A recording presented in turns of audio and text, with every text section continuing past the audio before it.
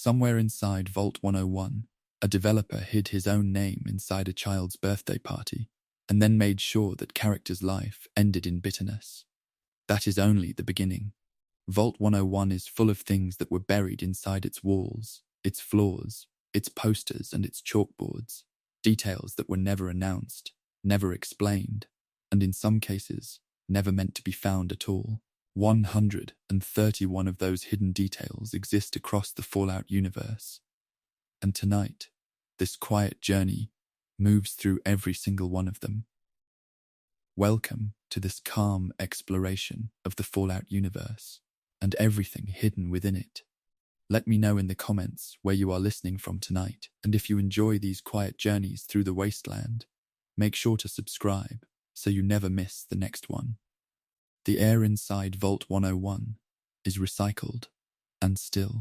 It carries the faint smell of metal and filtered dust, the smell of a sealed world. Pale yellow light runs along the ceiling in long strips, some of them flickering at the edges, casting shadows that never quite settle. The corridors are narrow and grey, and the walls hold the quiet hum of machinery that has never been turned off. This is where the story of the Capital Wasteland begins. Not out in the ruins, not in the open grey sky above Washington, but here, in a vault that was told the outside world was dead and never questioned it. Vault 101 was designed around one central idea that no one would ever leave. That idea was enforced not through locks alone, but through the people who lived inside it, through the culture they were raised in, and through the small details worked into the walls and the floors, and the faces of the residents who grew up here. Some of those details were placed with great care. Others were placed quietly, without announcement, and were never meant to be noticed at all. One of the most overlooked details in Vault 101 is found at the very beginning, in the birthday party held in the residential quarters, before the vault's true nature has had time to reveal itself. Among the children gathered at young Amata's celebration is a boy named Wally Mack. His name is a quiet nod to a developer involved in the creation of Fallout 3, buried inside a scene most residents of the vault would consider perfectly ordinary. Wally Mack's story does not end happily. As vault life progresses and pressures mount, he becomes hostile, shaped by the faction tensions that define Vault 101's social structure. A developer's name was attached to a character whose arc ends in bitterness. The detail was never announced. It was simply left there, in the corner of a birthday room, for anyone patient enough to look. The overhead lights in that birthday room flicker on a scripted cycle. That same cycle is connected to the sound that fills the corridor just outside. The low mechanical hum that runs through Vault 101's early corridors is not original to this vault alone. The audio was recorded for a different project entirely, and was later reused here, shifted slightly in pitch, and layered beneath the ambient soundscape. The same hum has been identified underneath other titles from the same era, each time adjusted just enough to feel native to its new environment. Inside Vault 101, it runs at its lowest recorded pitch. It settles into the basement of the sound design, the way cold air settles into the lowest part of a room. It feels as though the sound itself found the deepest place available and stayed there. In the wasteland, even silence has a history it borrowed from somewhere else. That hum is present in the overseer's office, running beneath the hiss of the terminal screen. Within the overseer's office, past the central desk and the administrative files stacked in quiet order, the overseer's personal terminal holds a detail that was designed to be discovered slowly. A private log entry, buried beneath reports on water recycling schedules and maintenance drills, reveals that the overseer held knowledge that the outside world remained survivable long before the events of Fallout 3 begin. The entry was not flagged. It was not marked as significant. It was placed beneath routine documentation, where only a careful reader would reach it. What it reveals is a man who told his residents one thing and recorded another. The terminal does not accuse him. It simply holds the record, in his own words, in green text, on a dark screen. The green glow of that terminal reflects off the floor tiles just outside the office door. The floor tiles used throughout Vault 101's main corridors are the same base texture found in Vault 112, a separate vault located far to the south, beneath the ruins of Smith Casey's garage, built around a virtual reality experiment of a very different kind. The texture was adjusted for Vault 112, mirrored and slightly desaturated, but the underlying asset is identical. The label applied to that texture in the design files is a generic identifier, not vault-specific, not location-specific. It suggests that the vaults were never meant to feel architecturally individual. They were built by the same company, from the same materials, for the same purpose, control. The floor beneath every resident's feet was the same floor. The isolation was the same isolation. Only the experiments were different. The air along these corridors carries the dry weight of sealed decades. Those tiles stretch all the way to the door of the classroom, and the classroom holds something visible to anyone who looked at the right surface. The chalkboard in Vault 101's classroom, seen during the childhood sequence that opens the vault's story, displays a partially erased equation. Beneath that equation, worked into the texture of the chalkboard itself, the word please is written in chalk, and then crossed out. It exists below the surface of what is visible under normal conditions, found only by those who examined the texture in close detail. Whether this was a private joke left by a designer, an accident in the texture work, or an intentional detail placed knowing it would likely never be seen, no record confirms. The word exists there regardless, crossed out, but not removed. The classroom in Vault 101 contains a small act of protest, or perhaps a small act of humor, that survived in a place where very little was meant to survive uncontrolled. That classroom also holds a bookshelf, and the books in Vault 101 carry their own quiet layer of hidden detail. Among the skill books found throughout Vault 101 is a medical textbook housed in the clinic near the residential quarters. Its cover, visible only when the image is examined outside of normal viewing distance, contains a pharmaceutical company logo whose initials spell out a mild profanity when read in sequence.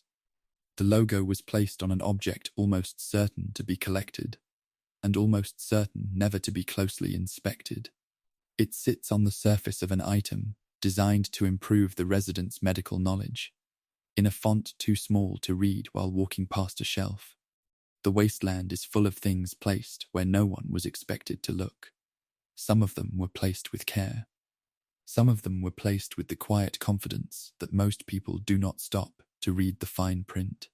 That medical textbook rests on a shelf inside the clinic, and the clinic itself contains something that should not exist in the space it occupies. The room attached to the eastern wall of Vault 101's clinic is, by the measurements of the structure surrounding it, approximately 2 meters too wide for the corridor it connects to. The corridor outside does not have the space to contain it, based on the vault's overall layout. No explanation for the inconsistency is recorded in any terminal or administrative log. Within the vault, the room holds only a cot, a first aid box, and a terminal with no entries.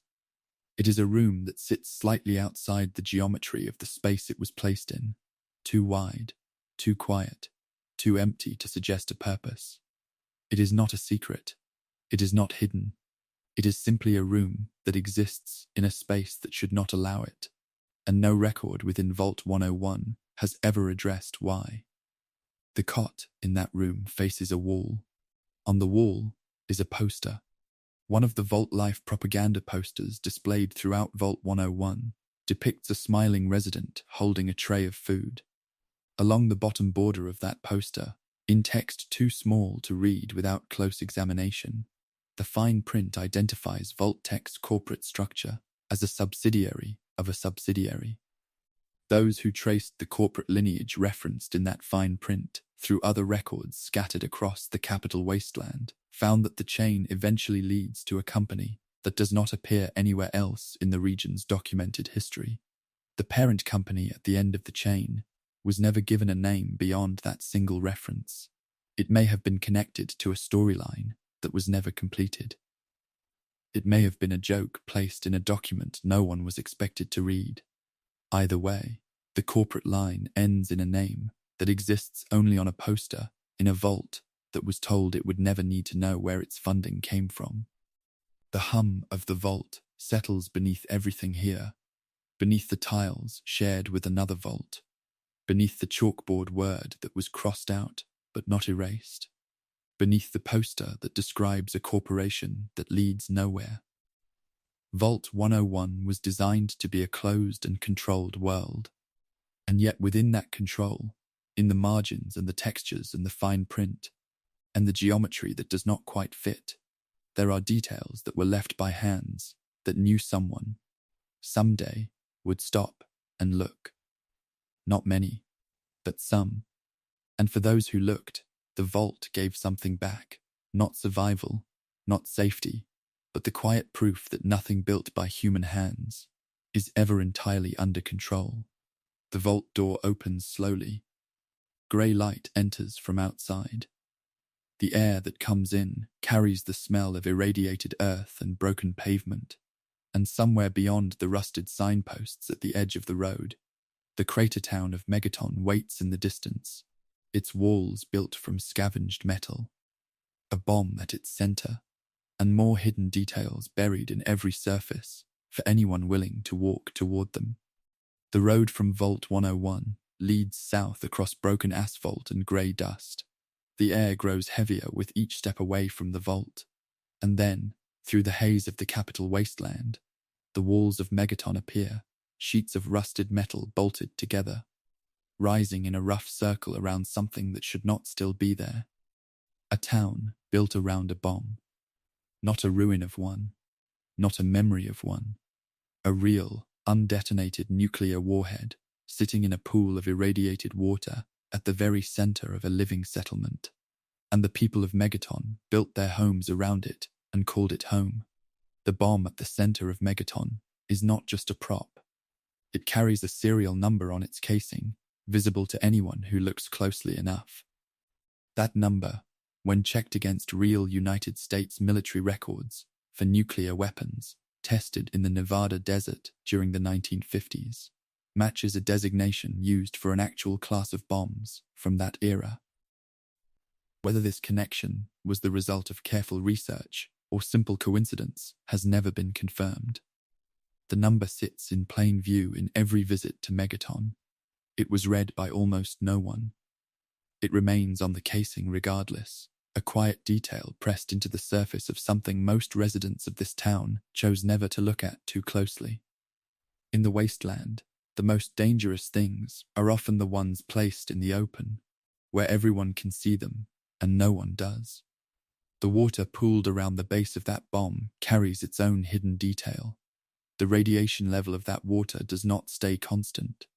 It is set slightly higher before a specific conversation takes place with Lucas Sims, the sheriff of Megaton, and it drops after that conversation ends. No entry in any terminal within the town explains why speaking with the sheriff would change the radiation output of the bomb. The connection exists in the records of the settlement. The reason for it does not exist anywhere in the lore of Megaton or the wider Capital Wasteland. It is one of those details that was built into the fabric of the town without explanation, and it has remained unexplained ever since. The wasteland is full of causes without effects, and effects without causes. Lucas Sims himself carries a hidden detail in the clothes he wears. The duster coat and wide-brimmed hat worn by Sheriff Sims are designed to look like the clothing of an old American frontier lawman. When the file for his hat was examined closely, it was found to carry an internal label, Sheriff_Good. That label was not alone. In the same directory, a second hat file was found, labeled Sheriff_Bad. This second hat was never assigned to any character in Fallout 3. The person who was meant to wear it was never finished. The bad sheriff existed only as a hat in a folder, waiting for a character who never arrived. It reminds us that the wasteland was shaped not only by what was built, but by everything that was started and quietly left behind. The walls of Megaton hold the grey light of the Capital Wasteland without warmth. The saloon connected to that unfinished story holds its own record of things left behind. Moriarty's saloon in Megaton contains a terminal behind the bar, with a file labelled Debts Owed. The list of names inside that file includes several people who do not exist anywhere in Fallout 3. These names belong to characters who were removed before the game was finished, cut from the world entirely, but whose debt records were never removed from Moriarty's files. The saloon kept their names after the wasteland forgot them. A list of debts owed to a man by people who were erased before they could pay. It serves no purpose in the story of Megaton, yet it remains a quiet record of people the world decided it did not need. The jukebox in that saloon plays music that carries its own quiet secret. The pre-war music heard in Megaton's saloon and across the Capital Wasteland was drawn from real recordings made in the 1940s and 1950s. Among those tracks is one slow orchestral piece that plays rarely and briefly in certain rooms. This track was identified by those with knowledge of music history as a recording that should have still been under copyright protection at the time Fallout 3 was released. No public statement was ever made about it. The track continues to play in the background of rooms where most people are focused on something else entirely. It drifts through the saloon like smoke, present, unannounced, and never addressed. The music fades as the walls of Megaton rise around the settlement's edge. Near the water processing area on the eastern side of Megaton, there is a small space tucked inside the wall that cannot be reached through any normal path. Those who found their way inside discovered a single wooden crate with nothing in it, no supplies, no items, nothing assigned to it at all, and beside it, a candle burning with a permanent flame. The candle was placed there and set to burn without end. No resident of Megaton visits this space. No record in the settlement references it. The candle has been burning inside that wall since Fallout 3 was released. It burns in a room built for no one, discovered by almost no one, for no purpose that was ever written down. In the wasteland, even forgotten things keep burning. That candle shares its flame design with the lanterns hanging at Megaton's front gate. Those lanterns at the entrance of Megaton were designed to flicker and swing when a specific wind condition passed through the Capital Wasteland. The animation for that motion was built and stored. The weather state that would trigger it was removed before the game was finished. The lanterns hang still in nearly every visit to Megaton. The motion they were built to perform has almost never been seen. Those who restored the removed weather conditions reported watching the lanterns swing for the first time, a motion that was designed, completed, and then made nearly impossible to witness. The wasteland holds many things that were finished and never shown. The gate those lanterns frame carries a name that most people never checked. Megaton's main entrance gate is labelled in its records as Atom_Gate_01. That name connects it directly to the Church of Atom, the small religious group that worships the bomb at the center of town. The label suggests that at some earlier point in the design of Megaton, the Church of Atom held a much larger role in the settlement. The gate may have been intended as a formal entrance to a town shaped more deeply by that faith. In the finished version of Megaton, the church operates from a single small building near the bomb. The gate kept its old name. The vision behind that name was scaled back and set aside, but the label remained, written into the foundation of the town's entrance. Inside the Church of Atom, past the dim light and the soft sound of prayer, something was hidden in the sermon itself. A terminal inside the Church of Atom contains a draft of a sermon written by Confessor Cromwell. The sermon follows the structure of a real religious text: numbered verses, repeated responses, formal phrasing throughout. Within that sermon, in the third verse of the fourth passage, a sentence was built so that the first letter of each word, read downward, spells out a common expletive in plain English. The sentence reads as sincere worship of the atom. The hidden message beneath it does not. The sermon has existed in this form since 2008. It was written as a complete piece of fictional theology, with a private joke embedded inside it, placed in a location where most people would never read far enough to find it. Megaton holds its contradictions without apology. A bomb at its center, worshipped and unwired. A gate named for a cult that never grew large enough to own it. A candle burning in a wall no one was meant to enter. A sheriff whose bad counterpart existed only as a hat in a folder. Every detail of this town was built in layers. The surface that residents saw and the hidden records beneath it, left by hands that knew most people would never look. The wasteland rewards those who do. The gate opens south toward the Potomac River, and across the grey water, the rusted shape of an aircraft carrier rises from the surface. Rivet City, heavy and still, holding 2 centuries of its own quiet secrets inside its iron walls. The Potomac River moves slowly past the eastern edge of the Capital Wasteland. The water is grey and wide, and rising from it, grounded and still and permanent, is the rusted hull of an aircraft carrier that will never move again. Rivet City sits heavy in that water, its iron walls streaked with 2 centuries of rust and rain, its corridors built from salvage and necessity rather than any original plan. The ship once moved through open ocean. Now it holds a market, a science lab, a bar, and several hundred people who decided that a grounded vessel was safer than anything the wasteland had to offer on dry land. The air inside smells of metal and recycled moisture. The walls groan faintly when the river pushes against the hull. And within those walls, buried in the rust and the records and the science terminals, there are details that were never meant to be found. One of the most talked about hidden details in Rivet City is not a small joke or a misplaced object. It is a contradiction built into the settlement's own history. The accounts of who first settled the ship do not agree with each other. The records found in Pinkerton's hidden lab tell one version of events. The stories passed down by long-term residents of the ship tell another. The 2 versions cannot both be true, and for years those who studied the lore of the Capital Wasteland debated which account was the real one. The contradiction was eventually confirmed to be accidental, the result of different writers working on the same location's history without checking each other's work. The error was never corrected. It became part of Rivet City's identity instead. In the wasteland, even the official history of a place cannot always be trusted.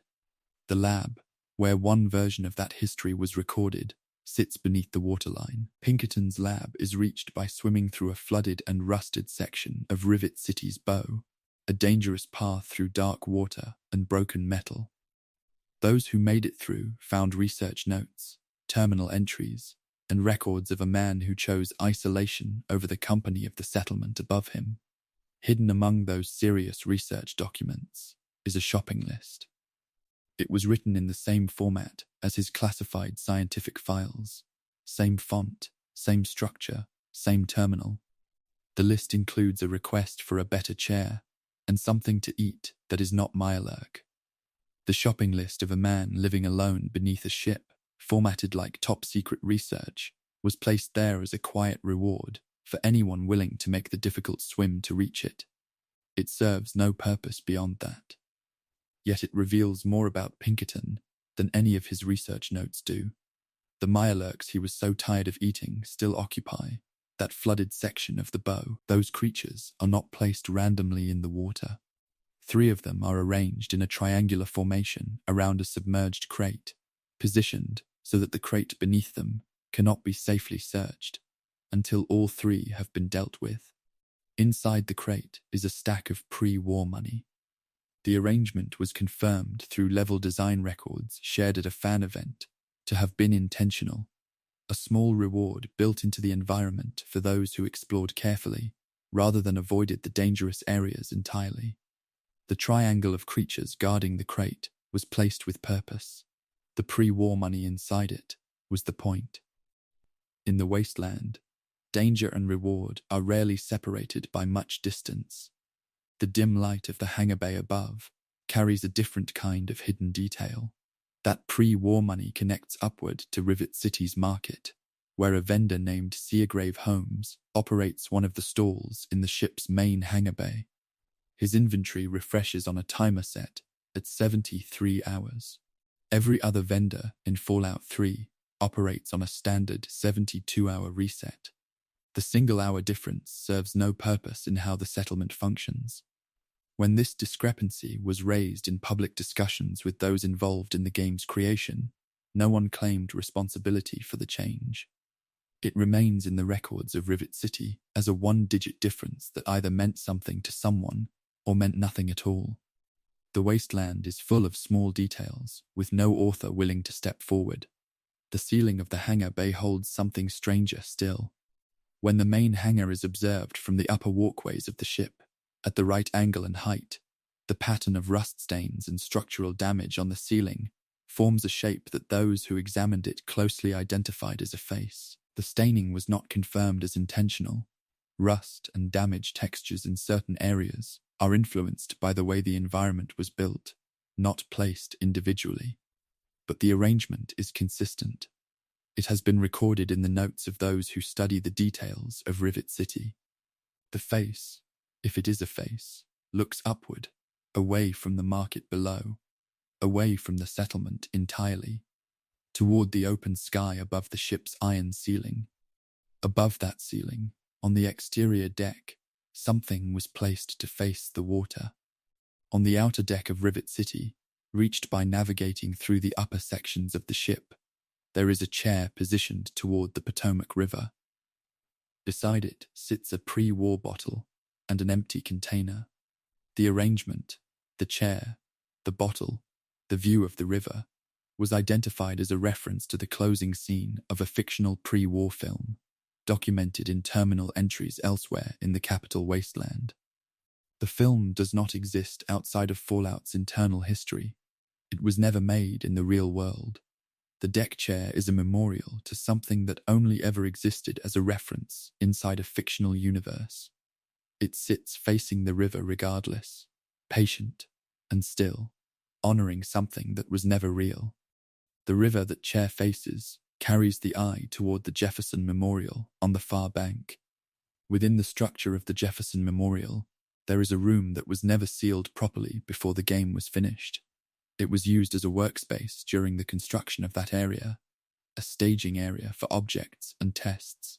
And when that work was done, the room was left as it was, rather than being cleared or closed off.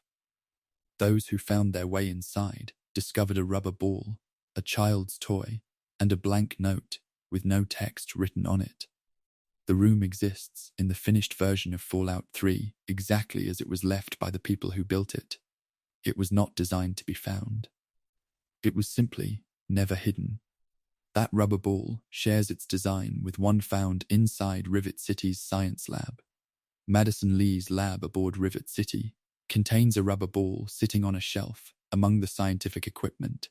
If the ball is knocked from the shelf by an explosion, by a companion moving too close, it rolls across the floor and comes to rest in the corner of the room. When it lands there, Madison Lee delivers a single line of dialogue. She tells whoever is present to stop playing with it. The line was recorded specifically for that moment. It exists for no other purpose. A senior scientist operating one of the most important research programs in the Capital Wasteland had a response prepared for the specific scenario of someone rolling a ball across her floor. The detail is small. The preparation behind it was not. Madison Lee's voice records contain one more detail that was never meant to be heard. Among the recorded lines for her character that were removed before Fallout 3 was finished, there is a response to a question about her research that names a specific pre-war scientist. That name appears again years later in Fallout 4, attached to a figure who plays a significant role in the history of the Institute, the underground scientific organization beneath the Commonwealth. Whether the name was carried forward deliberately as a planned connection between the two games, or whether it was found in the old audio records and built around later, has never been confirmed. The line was never included in the finished version of Fallout 3. It connected two games in silence, heard by no one until those who searched the audio files found it waiting there. Rivet City holds its history in layers. The hull, the contradictions, the lab beneath the waterline, the ball resting in the corner of a scientist's floor. The ship was built to move and was never meant to stay in one place. And yet it stayed. And in staying, it accumulated everything that permanent places accumulate. Records, errors, secrets, and the quiet evidence of every hand that shaped it. The Potomac carries the eye westward from the ship's hull, past the grey horizon of the Capital Wasteland, toward distances the river cannot follow. Far to the west, past mountains and long stretches of dead highway, the land flattens and dries, and the air loses its weight, and a small desert town called Good Springs sits quiet in the pale morning light of the Mojave, waiting, as it always has, for whoever arrives next. The Mojave Desert does not welcome anyone. It simply allows them to pass through, or it does not. The town of Good Springs sits near the southern edge of that desert, a small collection of wooden buildings baked pale by years of sun, a water tower, a gas station with its sign still standing, and a cemetery on the hill above it all. The air here is dry, and carries the faint smell of dust and warm wood. Nothing moves quickly in Good Springs. The town has survived not by being strong, but by being easy to overlook, and that quality has preserved it in ways that larger and more defended settlements never managed. Within these quiet streets, beneath the surface of what appears to be a simple and unremarkable desert town, there are details that were built into the fabric of this place with great care, and some that were built in by accident.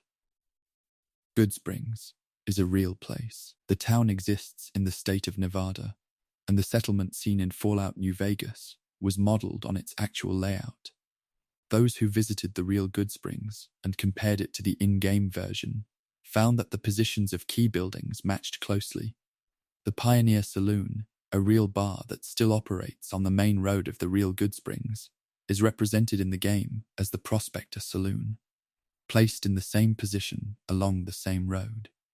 The real cemetery sits on a hill above the town, exactly where it sits in the game. When Fallout New Vegas was released, the actual town of Good Springs saw an increase in visitors who arrived specifically because of what they had seen in the Mojave Wasteland. A fictional version of a real place became a reason to visit the real one. In the wasteland, even the most ordinary details carry more weight than they first appear to hold. The cemetery on that hill carries a detail that has never been fully explained. Among the grave markers in the Good Springs Cemetery, there is one with an epitaph that reads devoted to the craft. No character connected to this grave is named anywhere in Fallout New Vegas. No story references it. Those who researched the phrase found it to be a common expression used in theatre and entertainment communities, a way of honouring performers who gave their working lives entirely to their art. The grave appears to be a memorial placed by someone at Obsidian Entertainment for a person connected to that world. No confirmation was ever offered. The grave stands on the hill above the town, marked with words that belong to a tradition outside the wasteland entirely, honouring someone whose name was never written beside them. The trail down from that cemetery leads back into town, past the general store near the centre of Good Springs. The general store in Good Springs is operated by a merchant named Chet. The back room of that store cannot be entered through normal means. Those who found their way inside discovered 3 mannequins arranged around a table, each in varying states of damage and disrepair. On the table between them sat a bottle of Sunset Sarsaparilla. No supplies, no records, no explanation. 3 broken figures gathered around a drink. The scene was confirmed by a former member of Obsidian's team to have been placed as a joke during the process of filling the store's interior with detail, and then sealed off by accident when a wall segment was locked into its final position. The joke was meant to be found. The wall made sure it almost never was. It remains there regardless, preserved behind a barrier that was never supposed to exist. The dry air of Goodsprings carries the faint smell of sun-warmed wood and open desert. That bottle of Sunset Sarsaparilla on the table carries its own hidden detail. The Sunset Sarsaparilla bottle model used throughout Fallout New Vegas has a label on its underside, on the surface that faces downward when the bottle is resting on a flat surface, that reads "Not for resale." The text is printed in the same font as the main label on the front of the bottle. It was discovered by those who adjusted their camera angle to look beneath the bottle while it sat on a surface. The formatting of that phrase matches the style used on real promotional bottles, produced by American soft drink companies during the 1950s. Bottles distributed as samples, not for sale, marked to prevent resale. The detail was placed on a surface designed to never be seen. It was formatted with the same care as everything visible. That bottle connects to one of the most quietly hidden details in all of Goodsprings, found not in a building, but in the water itself. The spring that gives Goodsprings its name exists in the game as a small pool to the northwest of the settlement. The purity level assigned to that water in the records of the game is dramatically higher than almost any other natural water source in the Mojave Wasteland. The difference serves no practical purpose. Water purity affects radiation levels, and this pool's rating is high enough to remove essentially all radiation from drinking it. Hidden inside the script file for that water source, a note was left by whoever set that value. It reads, simply, "Good springs, good water." No other explanation was ever given. The town was named for clean water. Someone made sure the water was actually clean, and left a note about it in a place where almost no one would ever look. That clean water connects to the house, at the edge of town, where the road into Goodsprings begins. Doc Mitchell's house is where those who arrive in Goodsprings first find themselves, recovering in an examination room after a very long and difficult journey. The bookshelf in that room contains books with fully rendered spines, and most of those spines carry decorative text that means nothing. One spine does not. It reads Emergency Procedures Vol. 7. The existence of a Volume 7 implies the existence of Volumes 1 through 6. Those volumes were searched for across the entire Mojave Wasteland by those who noticed the spine. None were found. The first 6 volumes of the Emergency Procedures Manual were never placed anywhere in the game. The crises they addressed were never named. Volume 7 sits on a shelf in a doctor's examination room in a small desert town, the only surviving record of a series that was never completed. The chair in that examination room carries its own layer of hidden history. The medical chair used in Doc Mitchell's examination room was not built fresh for Fallout New Vegas. It was carried over from Fallout 3, the same base model, adjusted in scale and appearance to fit the new setting. Fallout New Vegas was built in roughly 18 months, and existing assets from the earlier game were reused throughout that process. What made this particular reuse notable was that the original animation data from the Fallout 3 version of the chair was still present inside the file. The chair contains the instructions for a reclining motion that was never triggered in either game. Doc Mitchell's examination chair holds a ghost movement, a reclining animation attached to a chair that never reclined, in a room designed around furniture that never moves. The stillness of Goodsprings settles over the street outside, wide and unbroken. That ghost animation points toward another sound that does not belong in Goodsprings. The audio assigned to the main street of the town includes a brief clip that plays at irregular intervals, very quietly, easy to miss. Those with knowledge of sound design identified it as the sound of wind moving through a ventilation shaft of a specific design. That type of ventilation shaft does not exist anywhere in Goodsprings. The nearest structure that uses similar ventilation is the Repcon test site, located miles to the north. The sound was assigned to the wrong location and was never corrected. Those who listened carefully to the main street of Goodsprings described hearing something faint and distant, the sound of a tunnel somewhere else, drifting through the wrong part of the desert. That distant sound leads the ear toward the road out of town. On the highway leading east from Goodsprings toward the settlement of Prim, at a specific point along the road, there is a single playing card lying flat on the asphalt. It is the King of Diamonds. It cannot be picked up. No record in Goodsprings or anywhere along that highway references it.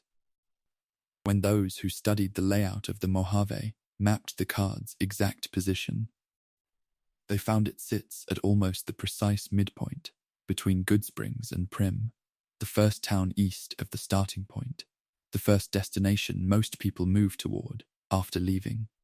The card sits at the halfway point of that first journey. Whether it was placed as a deliberate marker, a private gesture, or arrived there by coincidence has never been answered. It lies flat on the road, face up, exactly in the middle of the distance between where the wasteland begins and where it first leads. Goodsprings releases those who pass through it without ceremony. The town asks nothing and offers only what is already there: the dry air, the pale buildings, the cemetery on the hill, the water that is cleaner than it has any reason to be. The road east stretches out flat beneath a sky that holds neither welcome nor warning.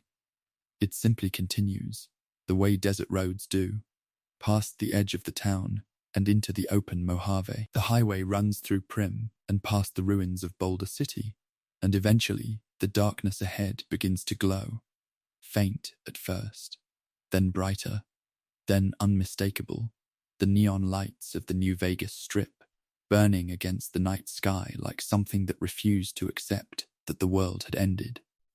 The New Vegas Strip does not look like the wasteland. That is the point. Where every other settlement in the Mojave is built from salvage and compromise, the Strip is maintained, its neon signs burning, its casino floors swept, its Securitrons, the large wheeled robots that serve as Mr. House's personal security force, rolling in steady patterns along the pavement. The air here smells different from the desert outside. It is cooler, cleaner, held inside the contained environment of a stretch of road that one man decided would survive the end of the world through sheer force of preparation. The darkness beyond the Strip's lights is total. The brightness within them is deliberate. And beneath that brightness, in the names of the casinos and the patterns on the carpets and the routes of the robots that never stop moving, there are details that were hidden inside the most visible place in the Mojave Wasteland. The names of the Strip's casinos were not chosen casually. The Tops, the Ultra Lux, Gomorrah, and the Lucky 38 each carry names that were selected as deliberate echoes of real Las Vegas landmarks. Close enough to feel familiar, different enough to avoid direct legal reference. The Ultra Lux occupies a position on the Strip that mirrors the location of a real Las Vegas hotel whose name was never used directly. The Tops was designed to evoke the atmosphere of a 1950s showroom lounge, the kind of venue where a performer in a sharp suit would play to a room full of people who believed the world was improving.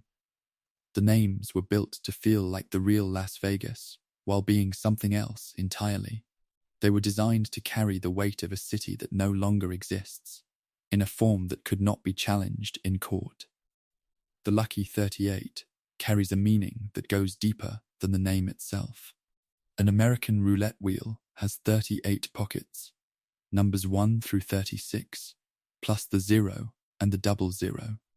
Those two extra pockets are the reason the house always holds an advantage over every person who plays. Mr. House named his casino after the mathematical principle that makes it impossible to beat the system over time. The name is not a lucky number. It is a statement about inevitability. Every conversation with Mr. House, every negotiation and every attempt to redirect his plans happens in a building named after the reason those conversations were always going to end the way he intended. The name contains his entire approach to the wasteland. It was placed there to be understood, eventually, by those who thought carefully enough about what they were standing inside. The Lucky 38's exterior sign holds one more layer of detail, visible only from a specific position. When the Lucky 38's neon sign is observed from the roof of a neighboring building at the correct height and angle, the overlapping framework of the sign's structure partially blocks certain sections of the neon, and what remains visible in the negative space between the tubes forms a shape that resembles a face in profile. Whether this shape was deliberately constructed into the sign's design or arrived by the accident of overlapping geometry has never been confirmed. The face, if it is one, does not look toward the strip. It faces west, toward the open desert, toward the darkness beyond the neon, away from everything the strip was built to represent. Inside the Lucky 38, the carpet beneath Mr. House's terminal tells its own story. The carpet on the penthouse floor of the Lucky 38, the level where Mr. House's monitor and terminal are located, contains a repeating pattern visible in the texture file. Each repeated element in that pattern is a small roulette wheel, and on every one of those wheels, the ball has landed on 0, not on a number, not on 00. On 0, the pocket that returns nothing to the person playing, and everything to the house. The pattern covers the entire floor of the room where Mr. House conducts every interaction with the outside world. The carpet beneath his terminal is a surface-level declaration of exactly how he views every conversation that takes place above it. The terminal itself holds a response that was built to be unreachable. Within Mr. House's dialogue, there is a path that was coded but made inaccessible through the way the conversation system functions in practice. It requires a combination of conditions that cannot coexist in normal interaction. In the response locked behind those conditions, Mr. House expresses uncertainty about his own predictions, a moment of doubt that exists nowhere else in any of his recorded dialogue. It was described by those who found it in the game's records as the most human thing Mr. House ever says. It was placed inside the conversation system and then positioned behind a door that the design of that system cannot open. The doubt exists. It was simply made functionally impossible to reach. The cool, maintained air of the strip moves between the casino fronts in a slow, steady current. Mr. House is voiced by Ren Aubergenois, an actor with a long history in film and television.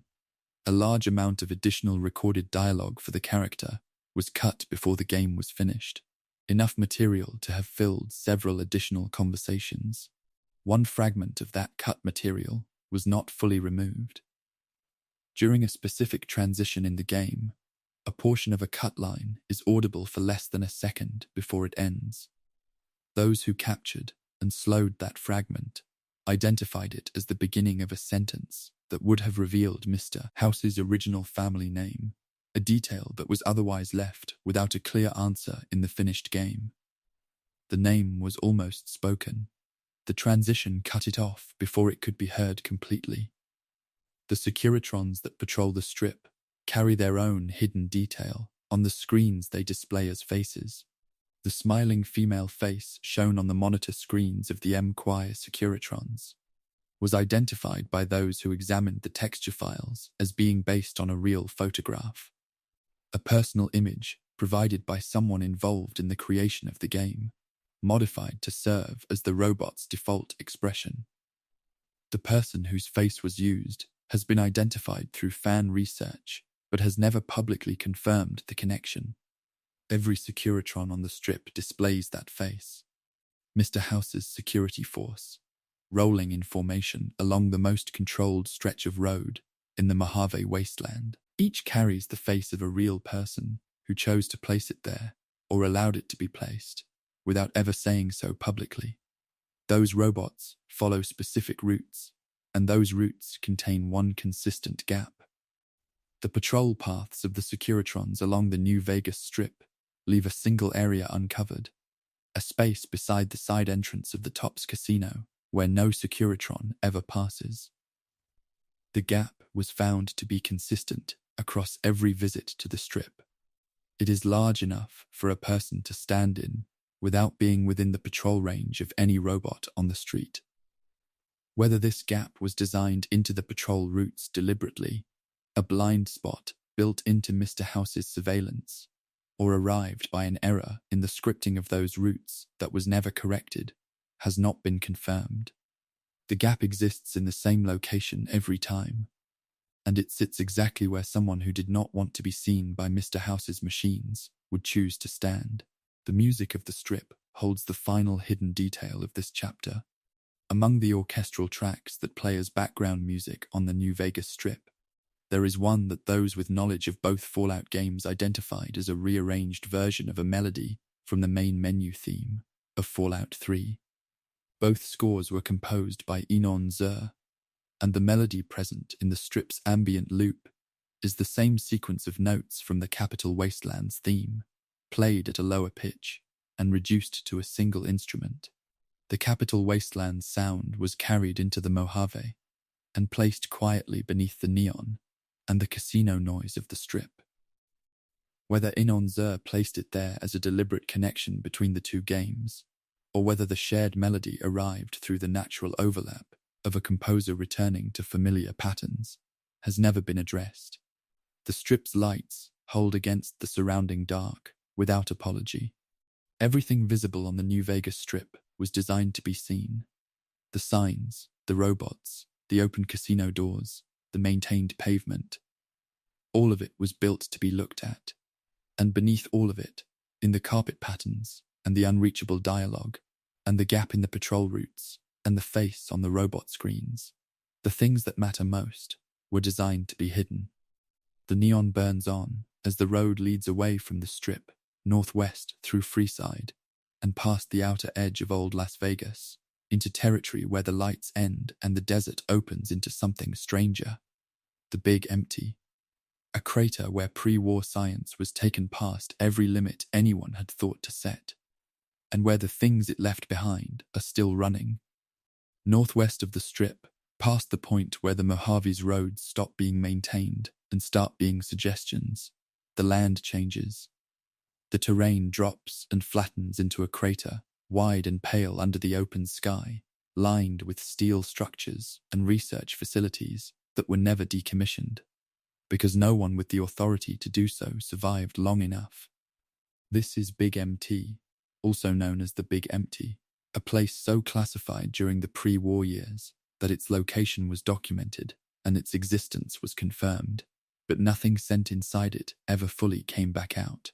The air here is different from the desert surrounding it.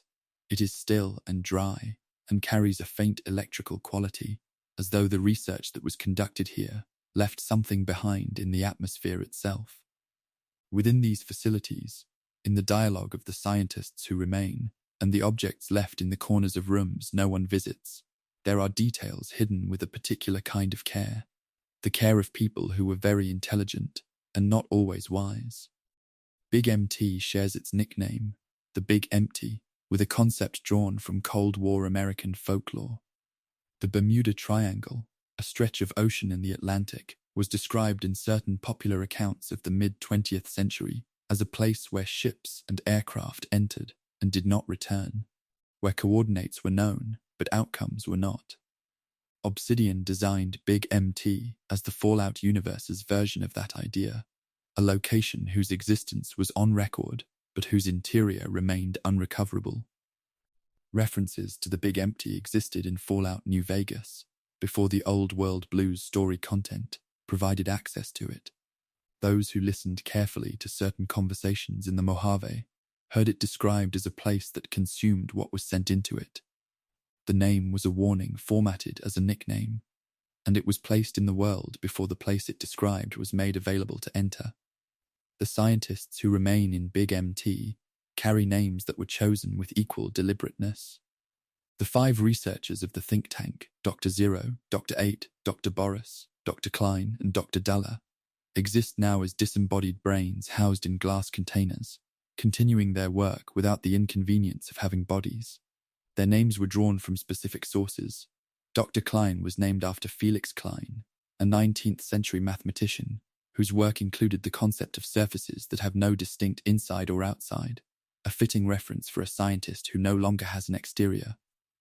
Dr. Boris is an arrangement of the letters in the word odorous, a deliberate construction, confirmed as intentional, connected to the character's documented concern with the unpleasant smells produced by his experiments.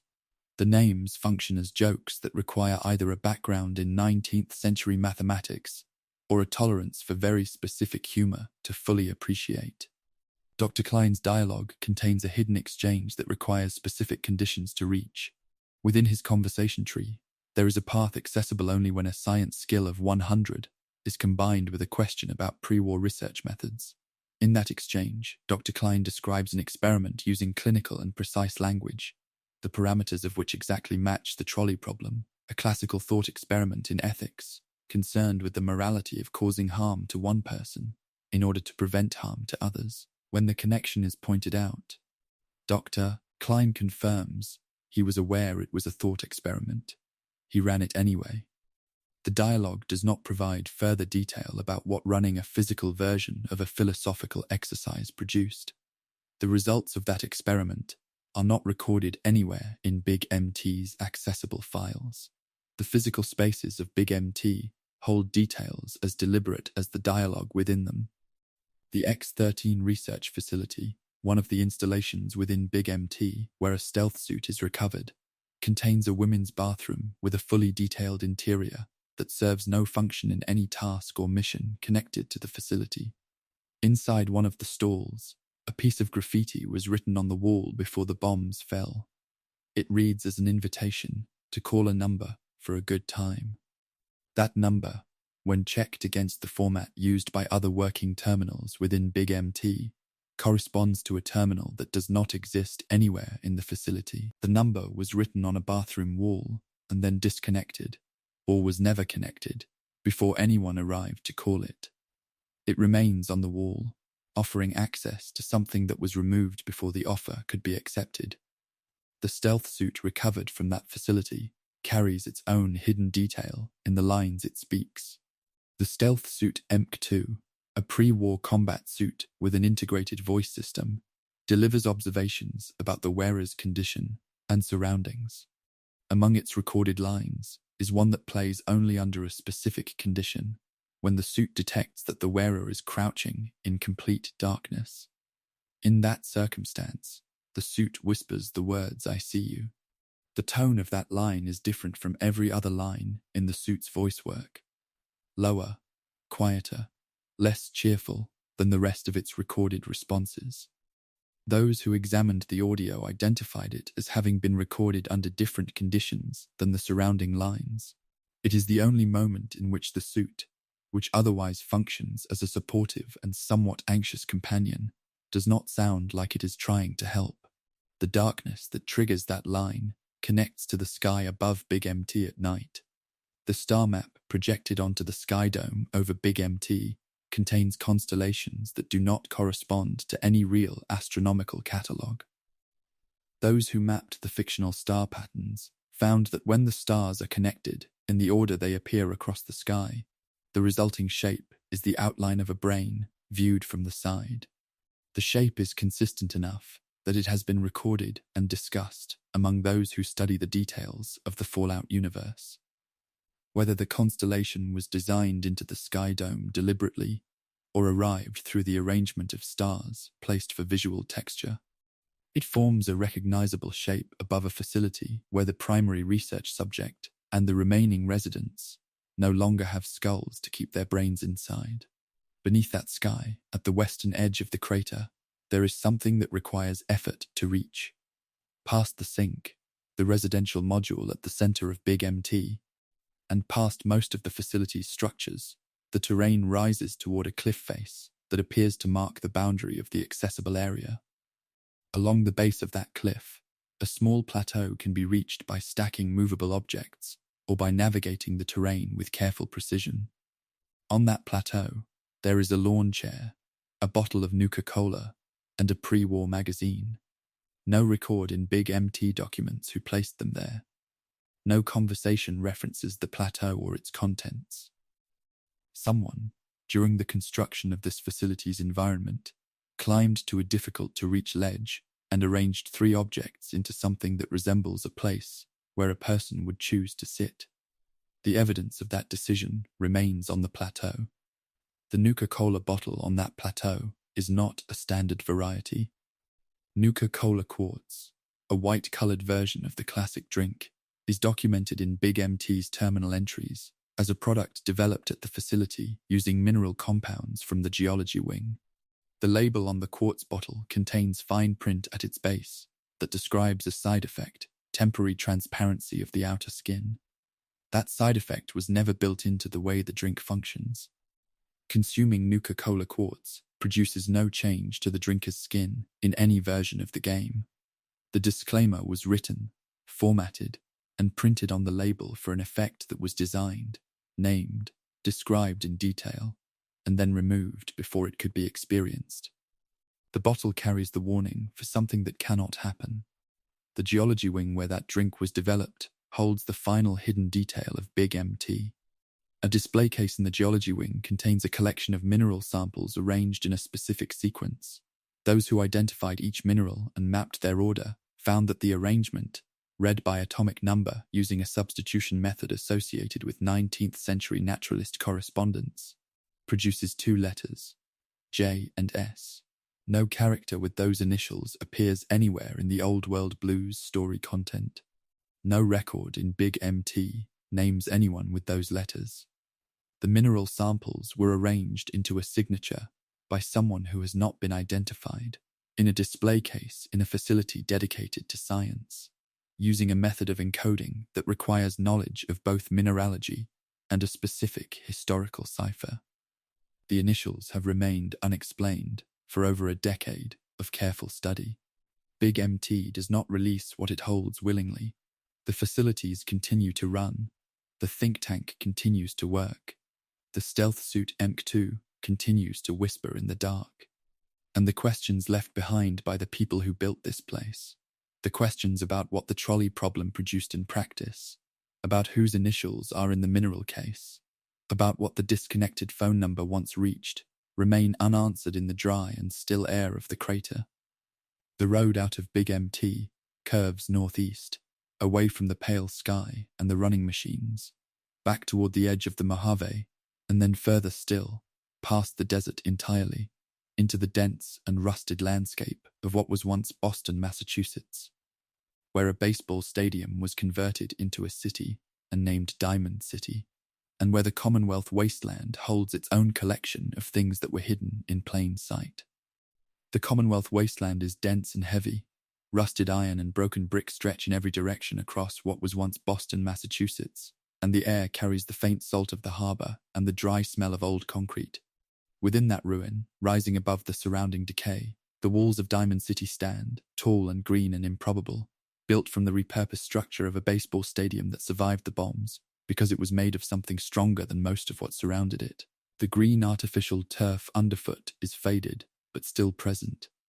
The stadium walls curve above the settlement's rooftops. String lights run between buildings in uneven lines. This is the largest settlement in the Commonwealth, and it was built inside a sports arena, and most of the people who live here have spent their entire lives beneath walls that were designed to hold crowds, not keep out the wasteland. Diamond City was built inside Fenway Park, one of the most well-known baseball stadiums in the United States, home to the Boston Red Sox for over a century before the bombs fell. The architectural detail of the recreation is precise enough that those who had visited the real Fenway Park recognized specific structural features in the game's design. One of the most famous elements of the real stadium is the Green Monster, the tall left field wall that has defined Fenway's appearance for generations. In Diamond City, That wall was incorporated into the settlement's outer defense perimeter, reskinned with scavenged metal and painted over, but placed structurally in the exact position it occupies in the real stadium. The green monster became a city wall. Its shape survived 200 years and a complete change of purpose, and it still stands where it always stood. The surface of that wall carries a detail that is easy to miss from street level. Near the main gate of Diamond City, paint was applied over the original stadium markings on the outer wall. The coverage was not complete. Beneath the paint, partial letters remain visible to those who accessed a high enough vantage point to read them. Those letters spell out Red Sox, the name of the team that played in Fenway Park before the war. The exposed text was confirmed as an intentional preservation, a deliberate choice to leave the real identity of the building visible beneath the identity the settlement painted over it. The wasteland covered its history with salvage and survival.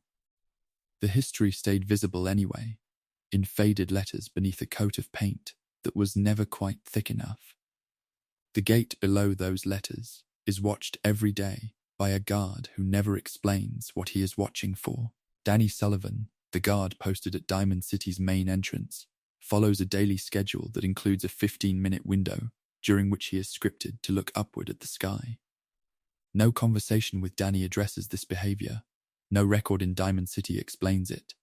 Those who followed his schedule and waited for that window found that when he looks up, he faces the precise direction from which a vertibird, the large pre-war aircraft used by the Brotherhood of Steel, passes overhead on a fixed patrol route.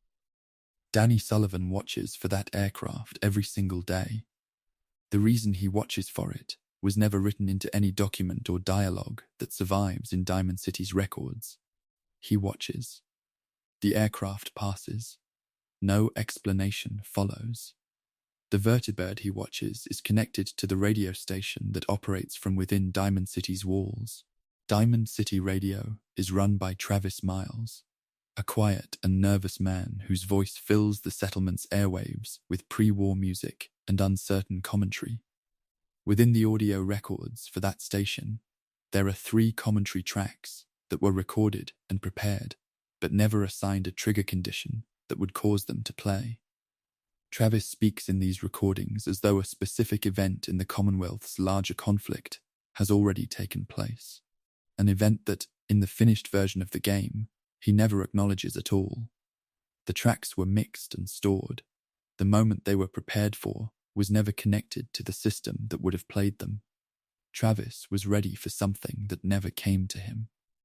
The dim string lights of Diamond City flicker softly above the market, stalls below. Among Travis's other stored recordings is a single take of something that does not belong to any prepared commentary or scripted response. In full character, Travis reads a passage from what appears to be a poem, original writing, not connected to any text found elsewhere in the Commonwealth. The poem describes a city where the lights never go out and everyone inside is safe. The city is never named. The recording was shelved and left in the audio records, where it could only be found by those searching deliberately. A poem about a safe city with permanent light, written for and read by the most anxious voice in Diamond City, stored in a place where no one who lived in Diamond City would ever hear it. The lights in that poem have their own quiet flaw in the way they actually function. Diamond City's street lighting, the lamp posts and string lights that run between buildings, operates on a timer that is slightly out of alignment with the actual movement of the sun across the Commonwealth sky. The lights come on roughly 4 minutes before the sun sets, and they go off roughly 4 minutes after the sun rises. There is always a short window at dusk where Diamond City is fully lit under a sky that is still light, and a short window at dawn where the settlement sits in early darkness, with its lights already off. Those who noticed this described it as the behavior of a place that is always slightly too eager for the night to arrive, and slightly too slow to greet the morning.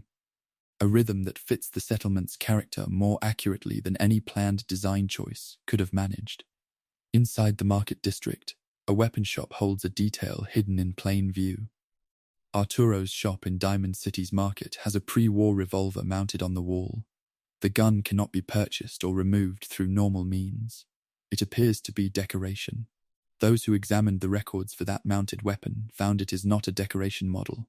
It is a fully functional weapon with assigned statistics, a durability value, and a unique serial number registered in the settlement's item records. If removed from the wall through other means, it functions as a normal weapon. Arturo has a real, complete, working revolver displayed on his shop wall, registered in the settlement systems, and has never offered it for sale. The gun hangs there across every visit to Diamond City, functional and ignored. That serial number leads somewhere unexpected.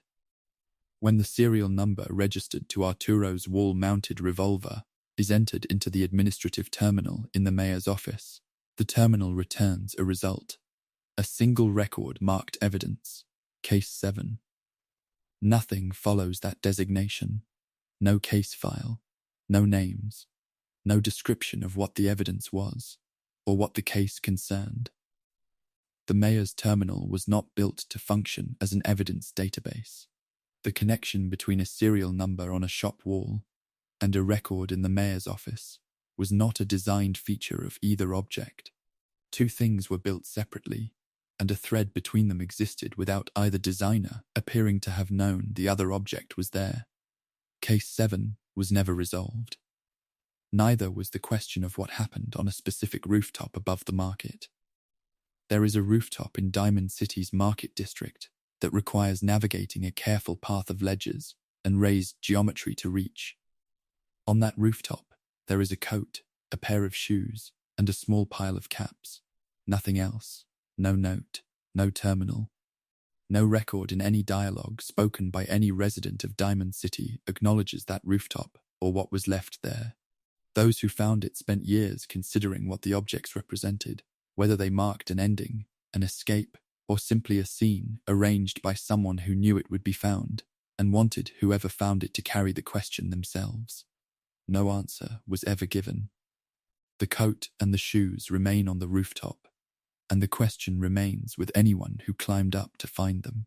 Diamond City holds its history the way all cities do. In the places that require effort to reach, the letters beneath the paint on the outer wall, the guard who watches the sky without explanation, the poem that was recorded and never broadcast, the rooftop with no story attached to it. The settlement was built inside a structure designed for spectacle, for crowds, for games played in public view. And yet the details that define it most completely are the ones that were placed where almost no one would look. Past the settlement's walls, southeast through the dense ruins of downtown Boston, the streets of the Commonwealth grow narrower and the signs change character. And Goodneighbor begins. The settlement that decided the Commonwealth's rules did not apply within its borders and has governed itself accordingly ever since.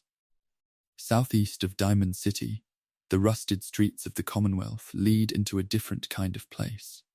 The buildings here are older and darker, the signs above the doorways more worn, the light between the structures dimmer and less maintained. Goodneighbor sits in what was once the theatre district of Boston, a part of the city built around performance and spectacle that now houses a different kind of show entirely. The air here carries the smell of old wood and the faint chemical trace of mentats, the pre-war cognitive enhancement drug that moves freely through this settlement the way water moves through others. Ghouls and humans share the narrow streets without particular tension. A man in a colonial coat runs the settlement by a set of rules he invented himself and enforces personally, and within the buildings and alleys and hotel rooms of Goodneighbor, there are details hidden in the architecture and the audio and the texture files that reward those who look past what the settlement wants to show. Goodneighbor's name carries a layer of geographic irony that is only visible to those who know Boston well. The name is drawn from the historical nickname of Charlestown, a real Boston neighborhood, known historically as the Good Neighborhood. In the game, however, Goodneighbor is not positioned where Charlestown stands. It occupies a location corresponding to the theatre district near Boston Common, a different neighborhood entirely.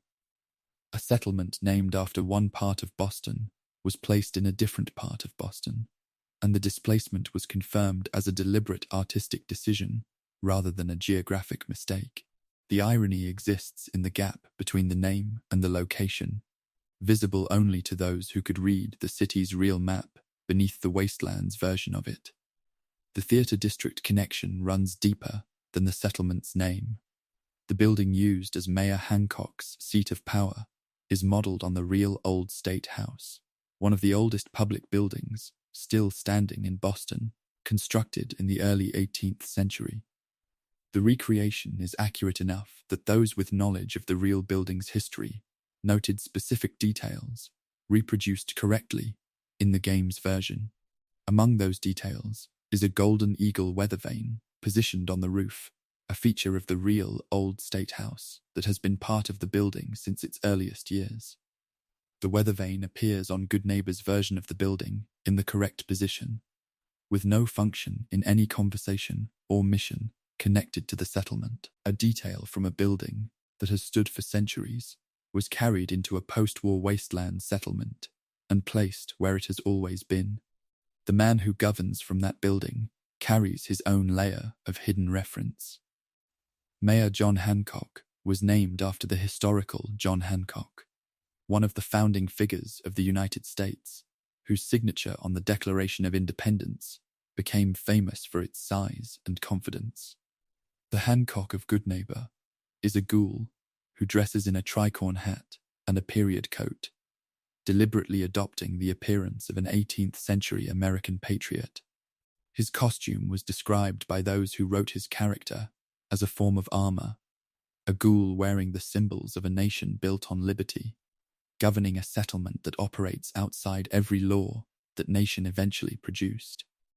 The costume is not decoration, it is a position, a statement made in clothing by someone who understood exactly what the clothes meant. That coat holds a detail that was never intended to be visible during normal movement through the settlement. The inner lining of Hancock's frock coat, the surface that would face inward against his body, contains a texture pattern not visible during standard gameplay, because the coat is never seen from the inside at a usable angle. Those who extracted the texture file found the lining covered in a repeating pattern of small hourglasses. The hourglass has been used as a symbol of mortality across many cultures and many centuries, a reminder that time is finite and passing. Hancock is a ghoul. Radiation has made him effectively immortal. His coat is lined with the symbol of an ending that, for him, does not appear to be approaching. The detail was placed on a surface designed never to be seen, on a character whose existence contradicts what that surface represents. The Rexford Hotel, across the street from the Old State House, holds its own quiet Easter egg in its most ordinary room. Room 3 of the Rexford Hotel contains standard furnishings, a bed, a side table, a lantern, and a pre-war magazine left open on the table. The page it is open to carries an advertisement for a product called Perpetua, described in pre-war promotional language as a skin treatment capable of reversing the aging process at a cellular level. The product name is drawn from a Latin word meaning eternal.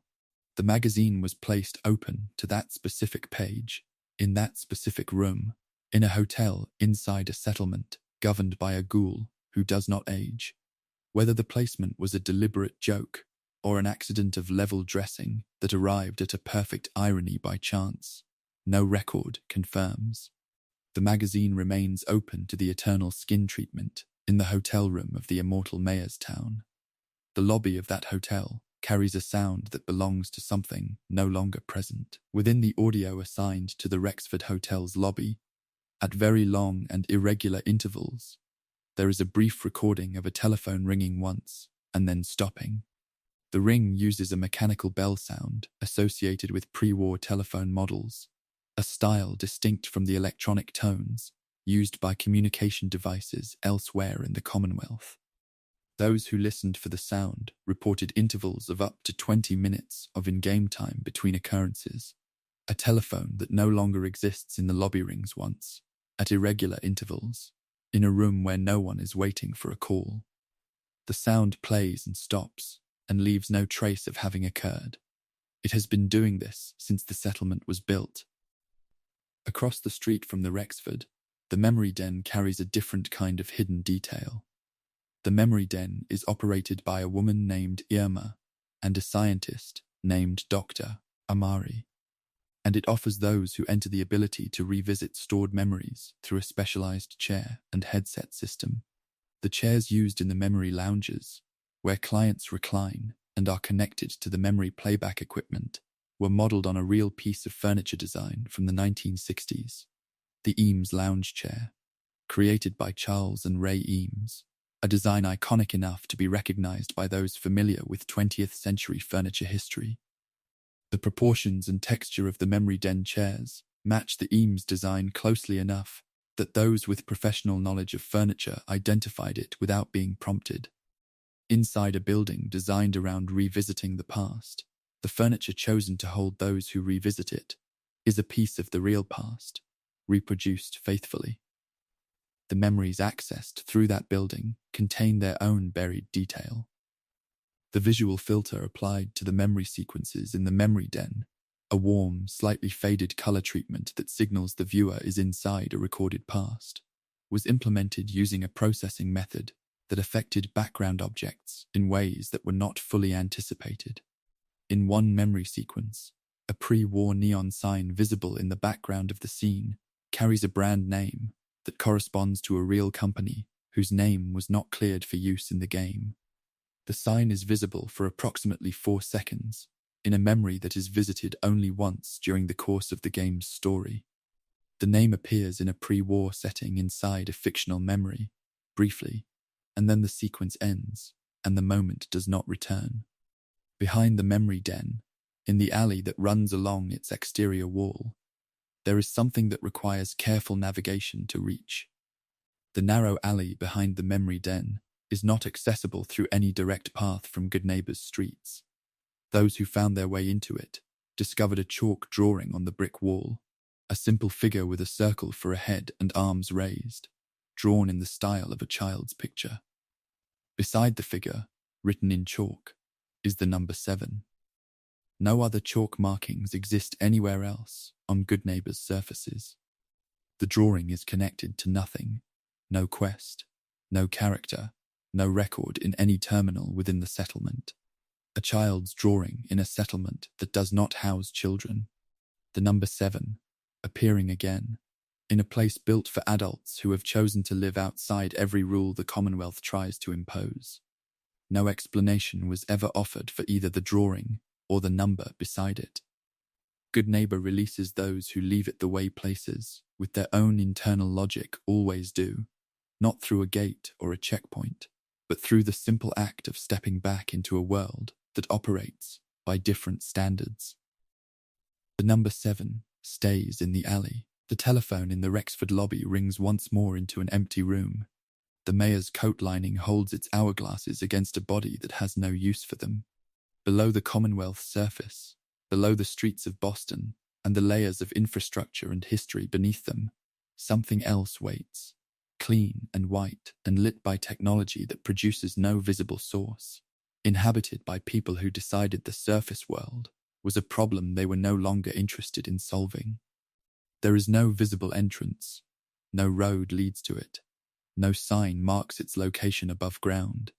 The Institute exists beneath the Commonwealth, beneath the soil and the pipes and the buried history of what was once Boston, and it is reached only through a process that collapses distance in a way the surface world cannot explain.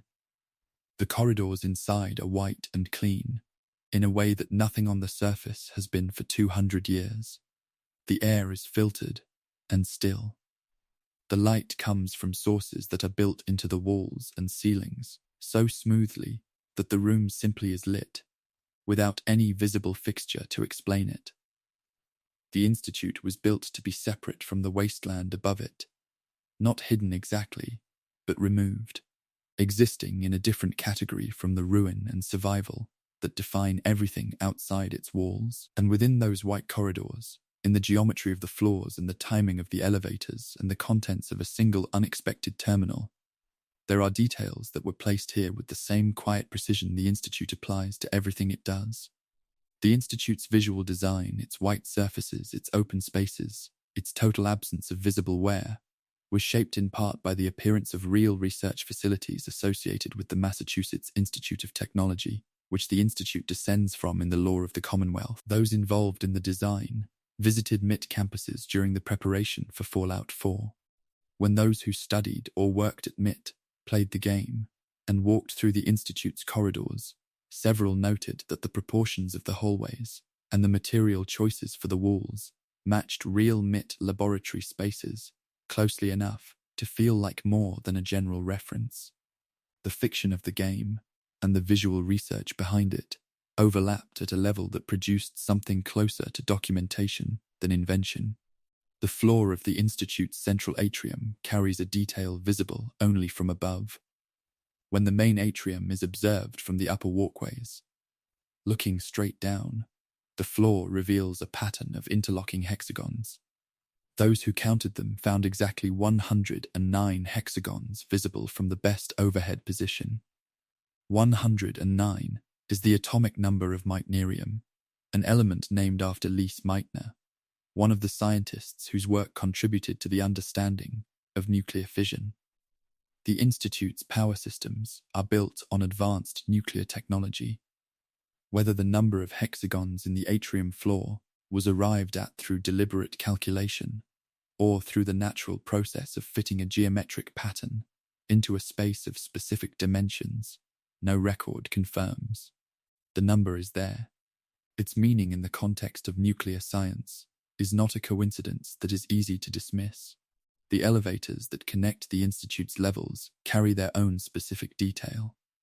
Each elevator in the Institute takes precisely 7 seconds to arrive after being called.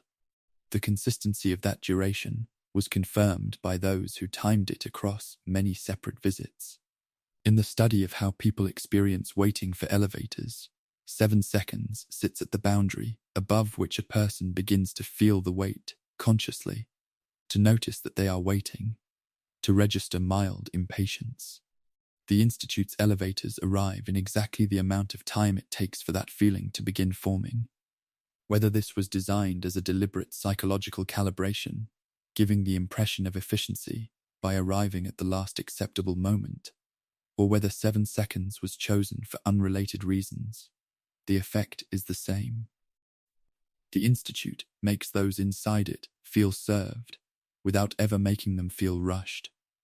The elevator opens into the Advanced Systems Division, where a desk holds something quiet and unexpected. A researcher in the Advanced Systems Division is scripted to be working at a station at all times during visits to the Institute. On that researcher's desk, positioned so that it requires careful adjustment of the viewing angle to see clearly, is a small framed photograph. The texture used for that photograph is a real image of the Milky Way galaxy. The researcher who builds synthetic humans, beings designed to pass as people, keeps a picture of something containing hundreds of billions of stars in a frame on their desk, the way a person from before the war might have kept a picture of their family. No conversation with this researcher addresses the photograph. The galaxy sits in its frame, visited daily by someone whose work is concerned with the smallest possible scale of human construction. The corridor between divisions carries the Institute's particular quality of silence, not empty, but controlled.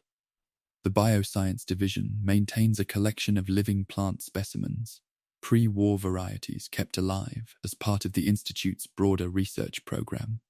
Among the planters in the Bioscience Laboratory, there is one that holds a plant registered in the facility's records as Vault_flower_test. The model and texture assigned to it are those of a simple daisy, a white flower with a yellow center, flat and undetailed compared to the specimens around it. It was placed in the laboratory as a placeholder during the construction of the space and was never replaced with a completed asset before the facility was finished. A test flower grows in the Institute's botanical collection, labeled as temporary, present in its temporary state as a permanent fixture of the most advanced research facility in the Commonwealth. That laboratory also holds a sound that should not exist in a room with no paper in it. The background audio of the Bioscience Division includes, at a level that requires careful listening to detect, a recording of pages turning, the specific soft sound of paper moving against paper, the sound of someone reading a physical book. No books are visible in the Bioscience Division. Every surface is a screen or a terminal. Paper was replaced here by technology long before most of the Commonwealth had access to either. The sound of reading plays quietly and continuously in a room where reading, in that form, no longer takes place. It has been playing since the Institute was built, in a room full of people who would not use the object that produces it. That sound of paper connects to the one place in the Institute where actual pre-war documents were kept, the Director's Terminal. The Director's Terminal contains, among its archived files, a personal note titled simply Personal. Inside that note is a recipe, written in full, with measurements and preparation instructions, for a dish described as the meal the previous director's mother used to make. The recipe calls for ingredients that no longer exist in the Commonwealth. It cannot be prepared anywhere in the post-war world. It was preserved in a classified terminal, in the most secure and advanced installation in the region, because someone decided that a specific meal, connected to a specific person who was already gone, was worth keeping in the same system used to store the Institute's most sensitive research. The recipe remains in the terminal, complete and unusable, for anyone who reads far enough into the director's private files to find it. That same terminal holds a reference to something that was never explained. Among the director's archive documents is a cross-reference to a location-designated site, 7B. That designation does not correspond to any named location in the Commonwealth's accessible geography. Those who searched for the designation found it appears in 4 other documents across the region, in records from Diamond City, from Good Neighbor, and from a military installation, each referring to 7B as though its meaning were already understood, and none providing any explanation of what it is. The Institute knew about Site 7B. So did someone in the mayor's office of Diamond City, and someone in Good Neighbor, and someone in a military bunker. The knowledge was shared across the Commonwealth, without the knowledge itself ever being recorded in any document that survived. That unresolved reference points toward the final hidden detail of the Institute, a room that was not supposed to be found, within the Institute's structure, accessible only by passing through the geometry of the building in ways that were not designed as intended paths. There is a small white room that does not appear on any map of the facility.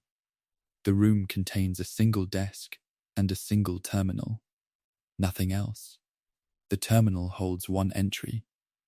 The entry reads, "Hello." No sender, no date, no context, no connection to any quest or file or character within the Institute.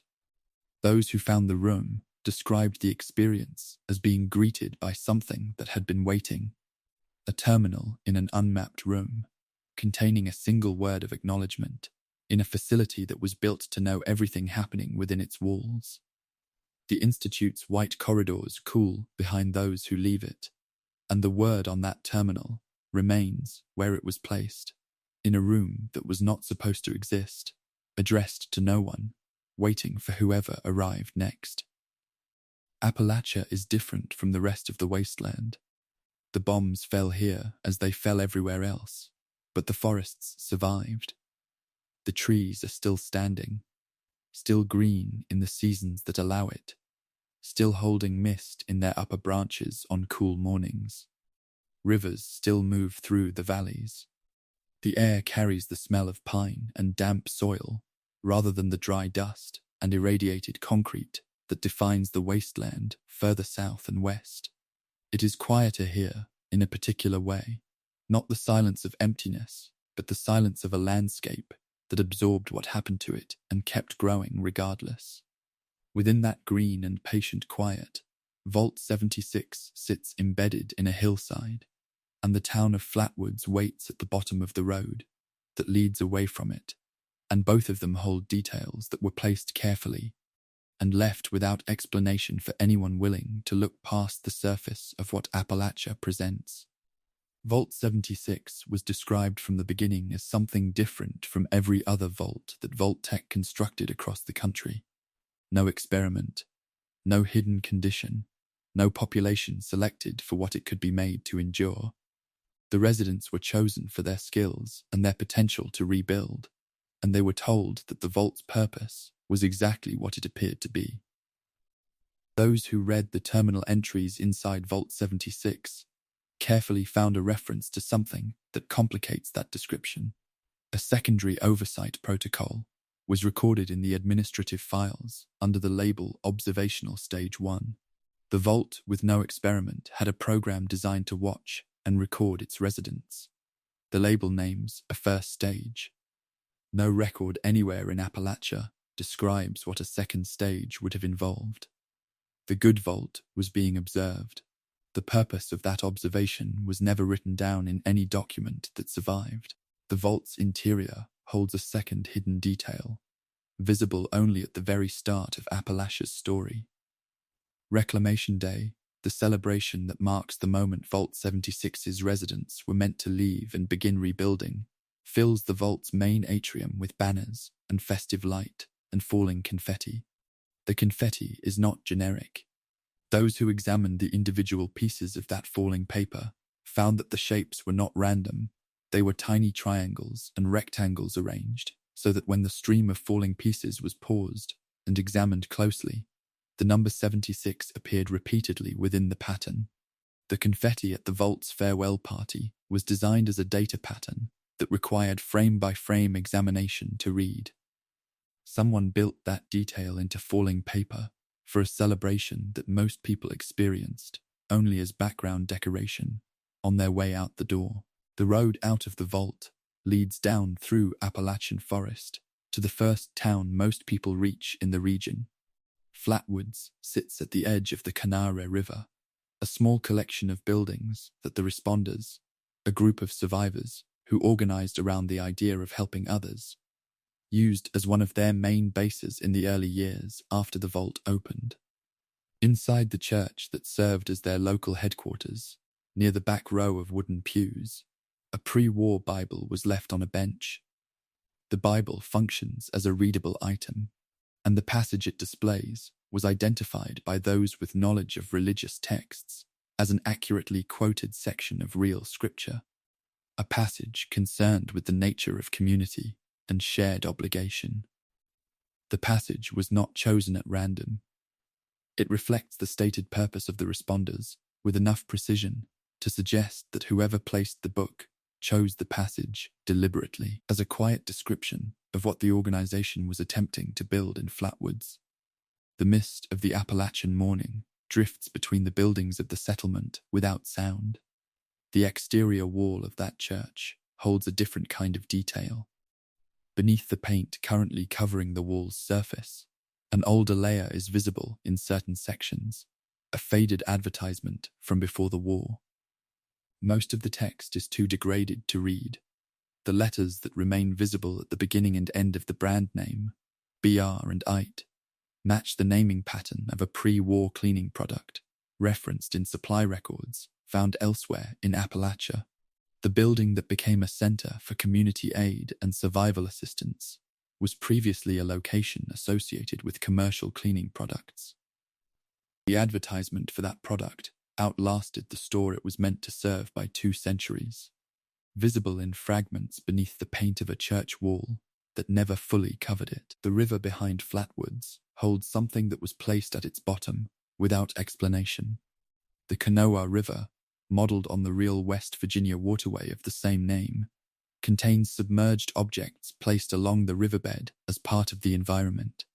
Among those objects, resting at the bottom of the river in a shopping cart, is a pre-war birthday cake, fully intact, undamaged by the water surrounding it. The cake model is the same one used for the celebration cakes inside Vault 76 on Reclamation Day. A birthday cake from the Vault's farewell party sits in a river in the first town outside the Vault, in a shopping cart, at the bottom of the water. No record in Flatwoods or in the Vault explains how it arrived there. No mission references it. It rests on the riverbed, preserved, in a settlement built by people who left a vault and tried to rebuild something worth celebrating. The river runs south past a caravan camp at the edge of town, where an ordinary object carries an unusual designation. The cooking station at the southern caravan camp in Flatwoods contains a pot whose internal file label reads first_pot. No other cooking station or container in Appalachia was found to carry an ordinal designation of any kind. Every other pot in the region was assigned a generic identifier. This one was marked as first. Someone involved in building Appalachia's environment labeled the first cooking pot, placed in the region's first major settlement, and gave it a name that recorded its position in a sequence. The label has no effect on how the pot functions. It exists only as a note left inside a file, marking the beginning of something in a place that was designed to be a beginning. Near that pot, a supply terminal holds the most quietly human record in all of Flatwoods. The responders used a terminal near the caravan camp to track their aid distribution, a log of supplies delivered and resources managed in the early days of their operation in the region. Between entries recording water purification equipment and medical supplies, there is a single line that reads, Item 1. Rubber duck. Purpose. Morale. The rubber duck is entered into the official supply log in the same format as every essential item surrounding it. The entry is dated 3 months before the last recorded responders' activity in the area. Someone who was responsible for tracking survival resources used the official documentation system to record that they had obtained a bath toy because morale required it. The log entry survived. The person who wrote it did not leave a record of what happened to them afterward. The residential area of Flatwoods holds a detail that connects the town to the vault above it in an unexpected way. In one of the pre-war homes in Flatwoods, a child's bedroom contains toys arranged on the floor. Those who mapped the positions of those toys, a bear, 2 small robot figures, and a toy car, found that their arrangement matches the layout of Vault 76's main atrium, as it appears on the vault's internal floor plan. A child living in Flatwoods before the war placed their toys in a pattern that corresponds to the design of a vault built nearby. Whether that child's family had a connection to Vault-Tec, whether the arrangement was coincidental, or whether the pattern was placed by someone building the environment as a quiet link between the town and the vault above it, no terminal entry in Appalachia provides an answer.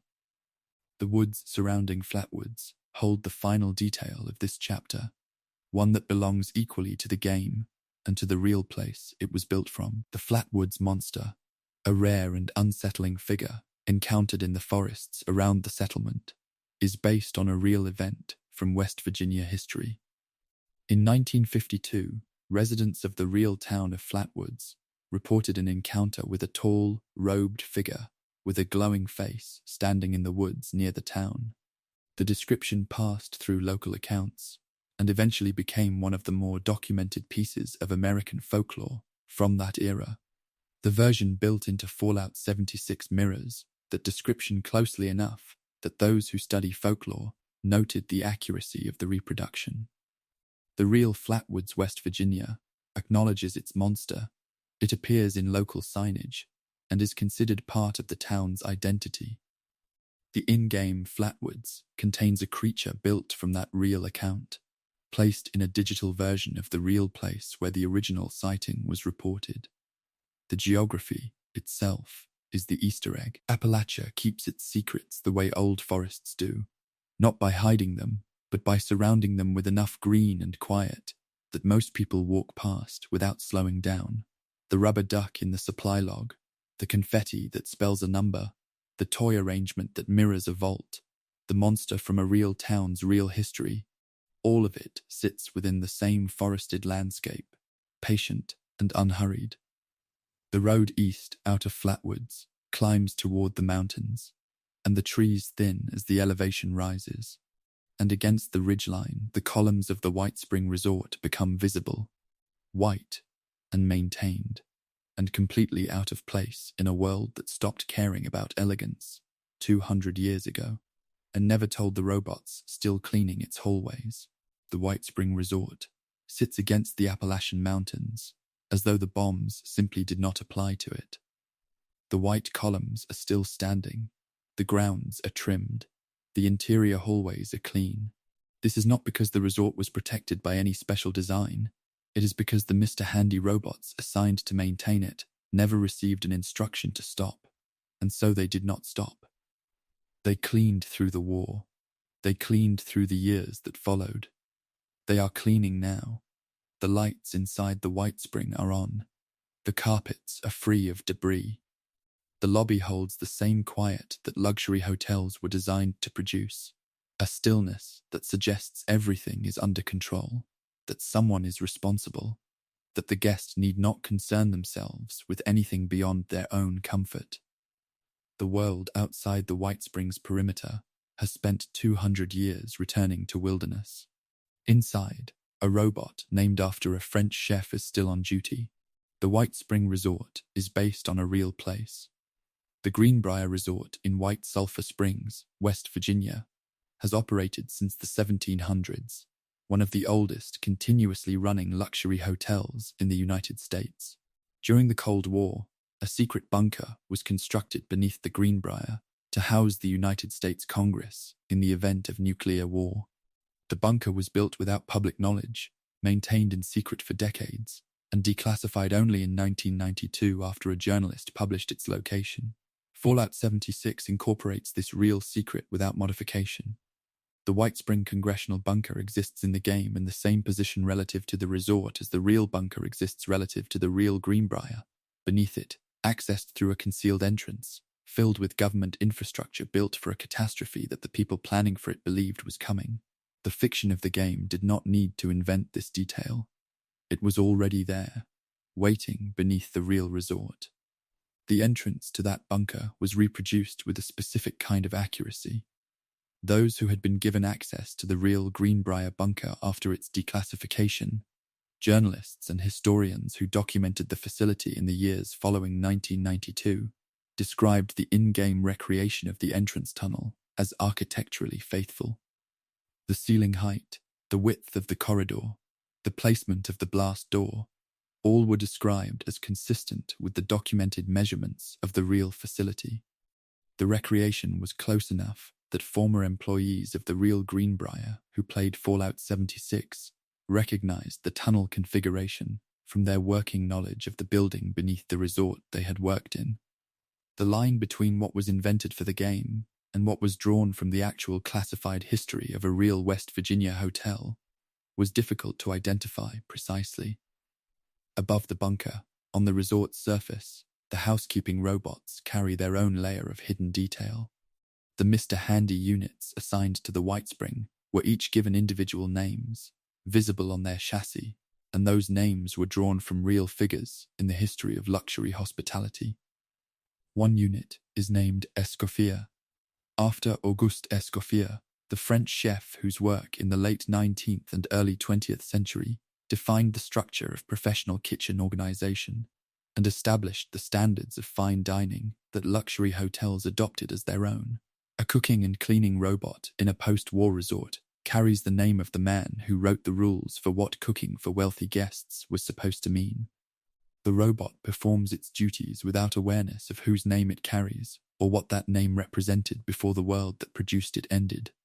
The clean hallways of the resort hold the particular silence of a place that believes its guests may return at any moment. Suite 304 of the White Spring contains a landscape painting on the wall, a pre-war image of a mountain range at dawn. Those who examined the texture file for that painting found it was based on a real photograph of the Appalachian Mountains, taken from a ridge in West Virginia. a photograph that entered public domain in the 1970s. The painting was produced from that photograph with minimal changes and placed on the wall of a hotel suite in a game set in the region where the photograph was taken. The mountains visible through the window of Suite 304 are the same mountains depicted in the painting on the wall of Suite 304. The painting shows the view. The view matches the painting. The resort, even in ruin, remains oriented toward the landscape it was built to offer its guests. That landscape extends to the golf course on the resort's grounds, where the robots made a specific choice about what to preserve. The White Springs golf course is still partially maintained by the groundskeeping units assigned to it. Most of the 18 holes that made up the course are in various states of decay, fairways partially reclaimed by the surrounding forest, flags missing, greens uneven. Hole 18 is different. The flag is in the cup, the fairway is trimmed. The final hole of the course was maintained while the 17 that precede it were left to deteriorate at varying rates. The robots preserved the ending. The conclusion of the round stands intact, while every stage that leads to it has been allowed to return, slowly, to the wilderness around it. Whether this represents a logic built into the maintenance priorities of the groundskeeping units, or an accident of which areas were accessible to the robots assigned to them, has not been determined. Just outside the resort's perimeter fence, a sign carries a detail visible only to those who leave the road. A pre-war welcome sign, posted along the road that runs beside the White Springs outer fence, bears the resort's tagline on its front face, where every guest is a distinguished visitor. On the reverse of that sign, the surface that faces away from the road, toward the open ground behind it, additional text was placed during the sign's original construction. It reads, "Staff entrance around back." The text on the back of the sign is readable only by someone who walked off the road and around behind it to look at the surface facing away from traffic. The distinction between guests and staff, a distinction that defined the social architecture of the resort before the war, was built into the signage in a direction designed to be seen only by people who were not supposed to use the front entrance. That distinction between guest-facing and staff spaces is reflected in the resort's interior as well. The staff areas of the White Spring, the service corridors and back rooms that were never intended to be seen by guests, contain a break room that is more thoroughly detailed than any of the guest suites in the building. Personal items were placed in the break room. A working radio sits on a shelf. Readable notes from staff members record complaints about management decisions made during the pre-war operation of the resort. In the refrigerator, there is a pre-war birthday cake with a handwritten note attached. The note reads, "Do not eat. This means you, Gerald." Gerald does not appear in any other record within the White Spring. Gerald's cake has been in the refrigerator since before the bombs fell. The robot, named after Escoffier, has cleaned the break room around it and has not touched it. The outdoor pool holds the final detail of the White Spring, the most visible thing no one ever put away. The resort's outdoor pool was drained at some point after the war and has remained empty since. At the deepest point of the empty pool, there is a single pool noodle. It is bright orange. In an environment where the dominant colors are white and faded green and the gray of aged concrete, the orange pool noodle is the most visually distinct object on the entire resort property. The robots maintained the golf course.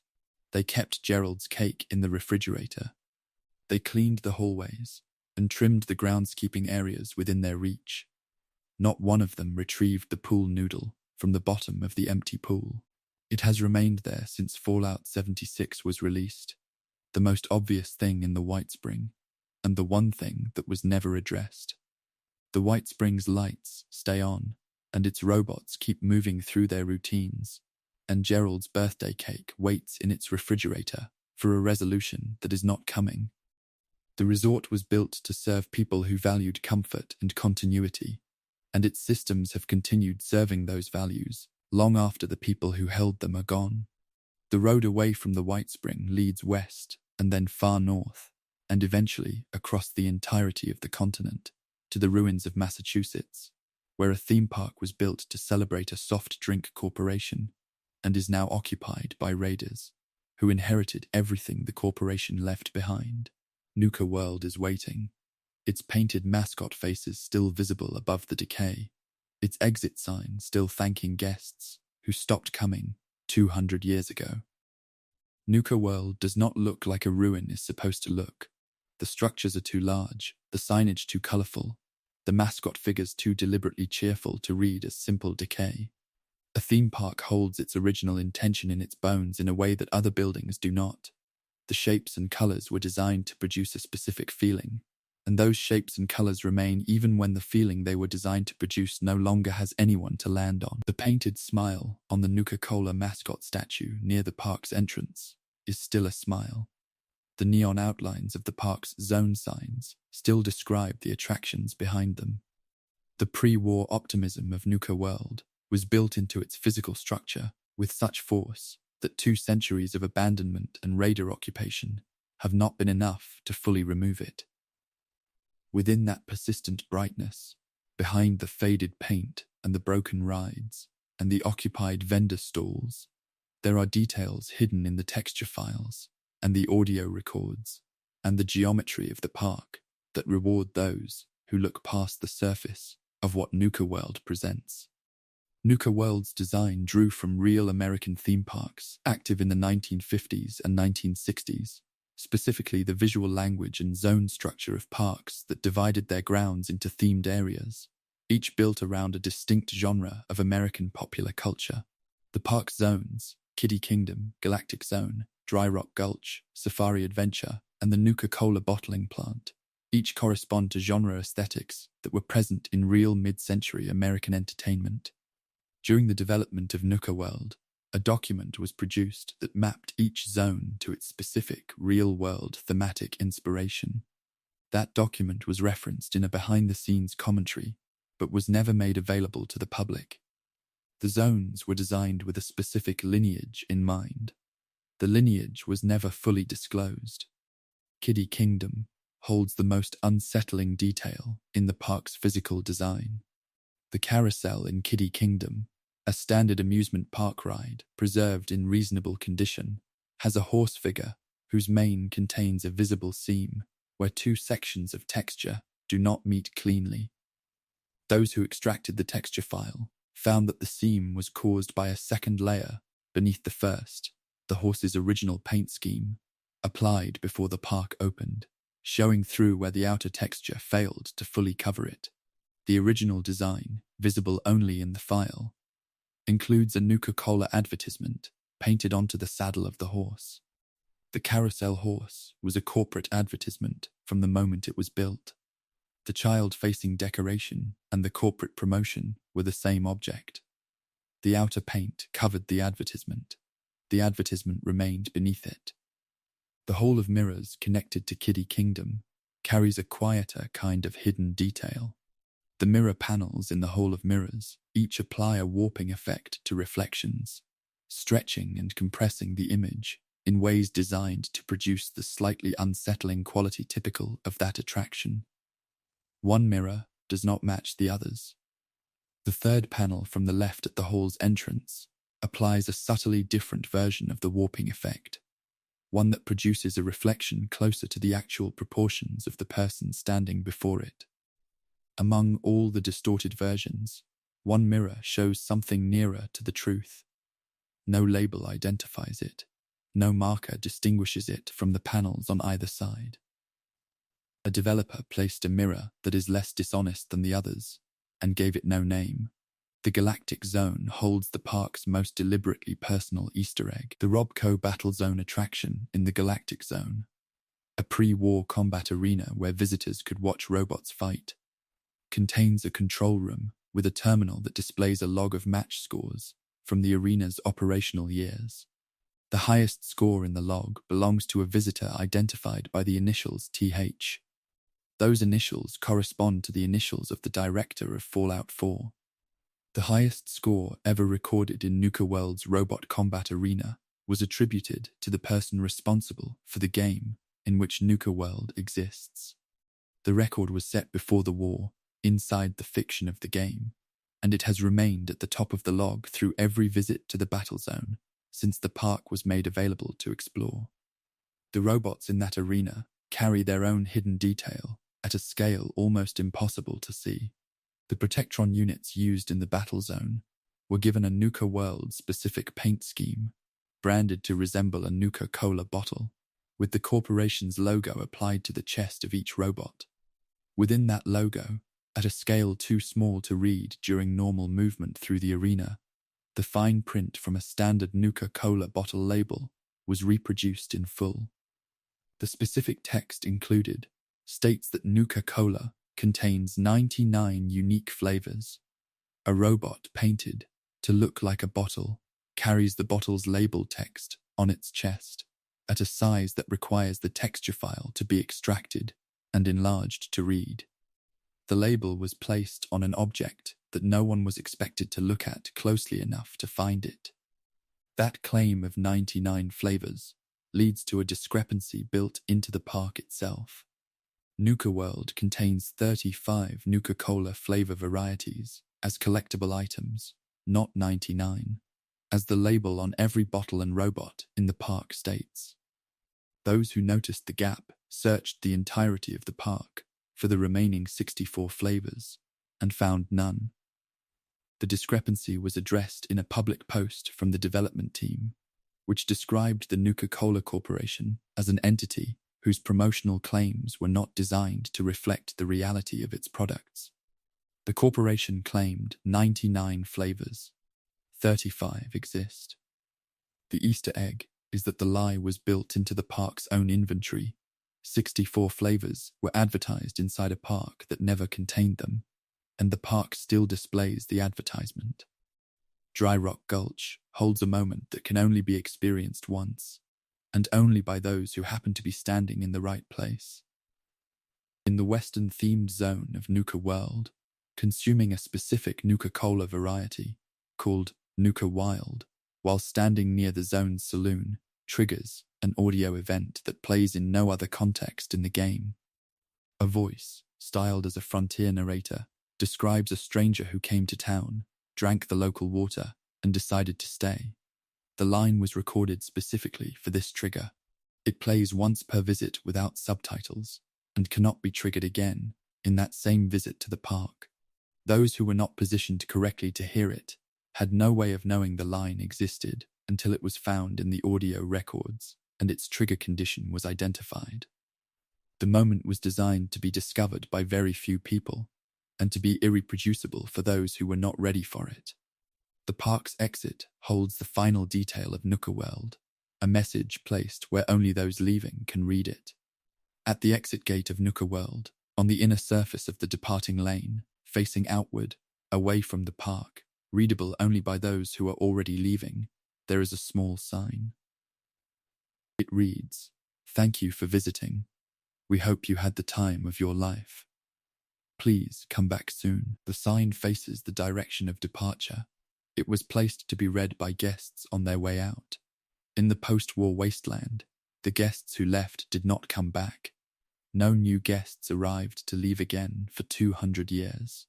The sign has been addressed to departing visitors across that entire span, facing the direction people walked away in, thanking them for a visit the park cannot confirm they enjoyed, inviting a return that has not occurred.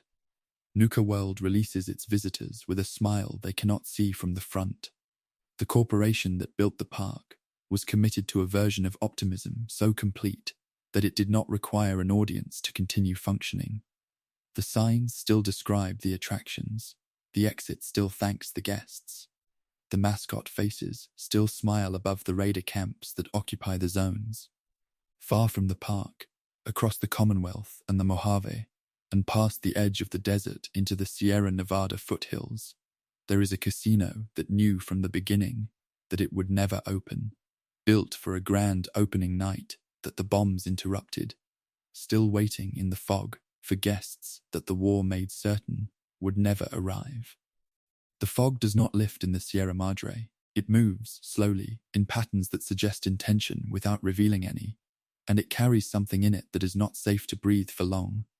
The casino rises above the via that surrounds it, grand and pale and entirely intact, its marquee lights still flickering against the grey air, its entrance still dressed for an opening night that was interrupted 200 years ago and never resumed. The Sierra Madre was built to be the most beautiful casino in the American Southwest. It was completed. It was decorated. The guests were invited. And then the bombs fell on the night before it was supposed to open, and the casino has remained in that last moment ever since. Not ruined, not abandoned in the ordinary sense, but frozen, preserved in the act of becoming something it never got to be. The cloud that drifts through the villa is poisonous and slow. The hologram figures that move through the corridors cannot understand that the guests they were programmed to serve are gone.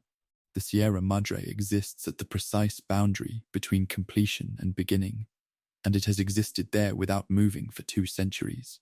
The Sierra Madre was designed by Obsidian writer Chris Avallone as a meditation on a single human experience, the refusal to let go of something that is causing harm. Every element of the Dead Money story content was chosen to embody that experience in mechanical and environmental form. The ghost people who cannot be permanently defeated unless their bodies are fully destroyed.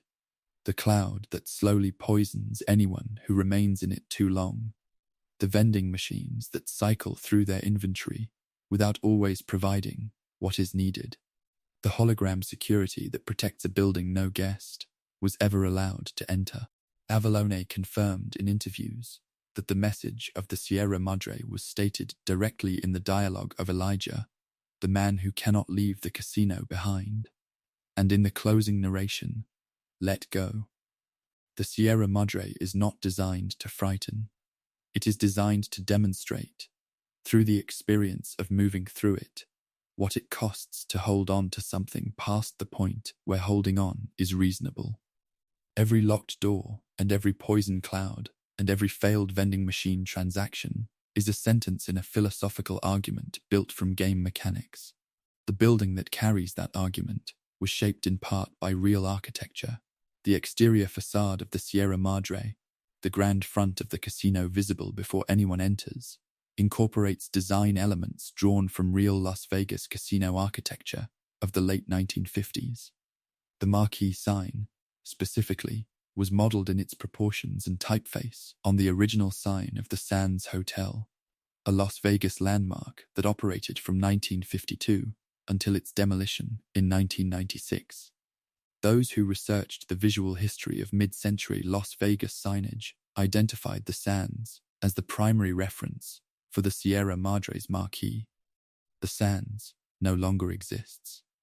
The Sierra Madre's sign was built from the ghost of a real sign that was destroyed before Fallout New Vegas was created.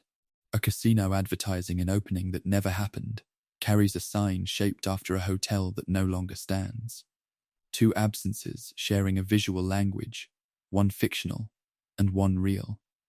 The lights of that marquee carry something hidden inside their electrical sound. The flickering of the Sierra Madre's marquee lights produces a buzzing and crackling sound that those with audio analysis tools examined carefully. Within the electrical interference of that sound, buried beneath the surface noise, there is a pattern, a rhythm of long and short bursts that, when transcribed using the conventions of Morse code, produces the letter sequence F and D. Those letters are the initials of Freddie Gomez, a pre-war guest whose remains are found in the villa surrounding the casino. Freddie Gomez arrived early for the grand opening. He was in the Sierra Madre when the bombs fell. He never entered the casino. His initials were placed inside the electrical noise of the marquee sign that lit the entrance he never passed through, flickering above the building he traveled to reach and did not survive to enter. The sign marks his absence with his initials. In a language that requires effort to read, the villa where Freddie Gomez died holds additional hidden details in its architecture. The central plaza of the Sierra Madre Villa contains a fountain, a decorative water feature built as part of the original resort design, positioned at the heart of the outdoor space surrounding the casino. The fountain was scripted during the development of the Dead Money content to function as a working water feature, with active water physics running through it. That function was disabled before the content was finished due to concerns about performance. The fountain basin remained in the plaza as a dry structure with non-functional plumbing. In that dry basin, at the bottom where water would have collected if the fountain had ever been filled, 3 pre-war coins were placed. They are invisible at normal walking distance and can only be seen by descending into the basin and looking down. 3 coins were placed at the bottom of a fountain that was never filled with water, thrown into an empty basin by someone building a resort that was never opened, as though the gesture of making a wish required only the coin and not the water. Those coins are made from the same material as the chips that serve as currency throughout the Sierra Madre. The Sierra Madre casino chip, the only currency accepted within the Dead Money content, has a reverse side visible in the design files that carries the phrase redeemable at participating locations. The Sierra Madre is the only location that accepts the chip. It has never participated in any commercial transaction. The casino never opened, never served a guest, never processed a single exchange of chip for service or goods in the conventional sense. The chip was printed with promotional language describing a commercial network that was never established, for a casino that never conducted business, as part of a grand opening that the bombs prevented from occurring. Every chip in the Sierra Madre carries that phrase on its reverse, a promise of future commerce printed on a currency that has been waiting 200 years for the commerce to begin. The vending machines that accept those chips carry their own hidden timing detail. When a chip is inserted into a Sierra Madre vending machine and the machine cycles through its inventory without dispensing anything, a malfunction state that occurs with some regularity, the cycle before the chip is returned lasts precisely 13 seconds. Those who timed that cycle across multiple attempts confirmed its consistency. 13 seconds is the approximate duration of a deliberate dramatic pause in live theatrical performance. A silence held long enough to feel intentional to an audience, short enough to maintain their attention and anticipation. The vending machine that fails to provide what is needed makes the person waiting for it stand in silence for exactly as long as a playwright would hold a pause before the next line of dialogue. Whether this duration was calculated deliberately or arrived at through the ordinary process of setting a timer value, the effect is the same. The Sierra Madre makes those inside it wait in theatrical silence for things that do not always come. The audio of the Sierra Madre holds one more detail at the very edge of what is audible. In the area just outside the casino's main entrance, among the ambient sounds of the cloud and the distant hologram broadcasts and the low alarm tones that run through the via's outdoor spaces, there is a sound file that plays at very rare intervals, once every several hours of time spent in that location. The sound is a single piano note sustained for 3 seconds and then silence. The note is D-flat. In music theory, D-flat carries a harmonic quality associated with unresolved tension. It is a note that functions within a chord as something reaching toward resolution and being prevented from arriving. In the key of the Sierra Madre's main musical theme, D-flat is the specific note that the melody moves toward and never reaches. The ambient sound of the location plays, at long and irregular intervals, the note that the music of the Sierra Madre has always been seeking and has never been allowed to find. The environment plays its own unresolved ending, quietly, for anyone who stays long enough to hear it. The vault beneath the casino holds the final hidden detail of the Sierra Madre, one that was placed without any record of its purpose. The Sierra Madre's vault is the destination toward which the Dead Money story content moves, the object of the plan constructed by Elijah, the culmination of everything the casino was built to protect. The vault contains pre-war stockpiles of considerable value, and it is documented in detail in Elijah's research and in the records left by those who spent years trying to reach it. Among the objects in the vault, there is one that does not appear in any of that documentation, not in Elijah's records, not in any holotape or terminal entry left by anyone who studied the Sierra Madre. It is a child's drawing, made in crayon on paper, depicting a building that those who found it identified as a rough likeness of the Sierra Madre's exterior. A child drew the casino. The drawing was made before the war, before the opening night, before the bombs, before the cloud and the ghost people and the holograms. The drawing survived in the vault. No name appears anywhere in the Sierra Madre's records that belongs to a child. A building that was never opened was drawn by a child who never got to enter it, and the drawing outlasted everyone who could have said whose hands made it. The Sierra Madre holds its last moment without apology. The grand opening became a permanent closing, and the closing became a preservation, everything frozen in the act of becoming, everything maintained by systems that were designed to prepare for a beginning that the bombs made certain would not arrive. The fountain basin holds its 3 dry coins. The marquee flickers Freddie Gomez's initials into the fog. The vending machines hold their 13-second silence. The piano note reaches for D flat in the empty air outside the entrance. The child's drawing rests in the vault beneath the building it depicts, in crayon, waiting in the dark alongside everything else the Sierra Madre was never allowed to give. The fog does not lift. The distance from the Sierra Madre is long and crosses the edge of the Mojave entirely, past the desert and the ruins of old Nevada, and across the continent to the west coast, where the sun bleaches everything pale, and the hills above Los Angeles carry vaults that believed, as all vaults believed, that they were prepared for whatever came next.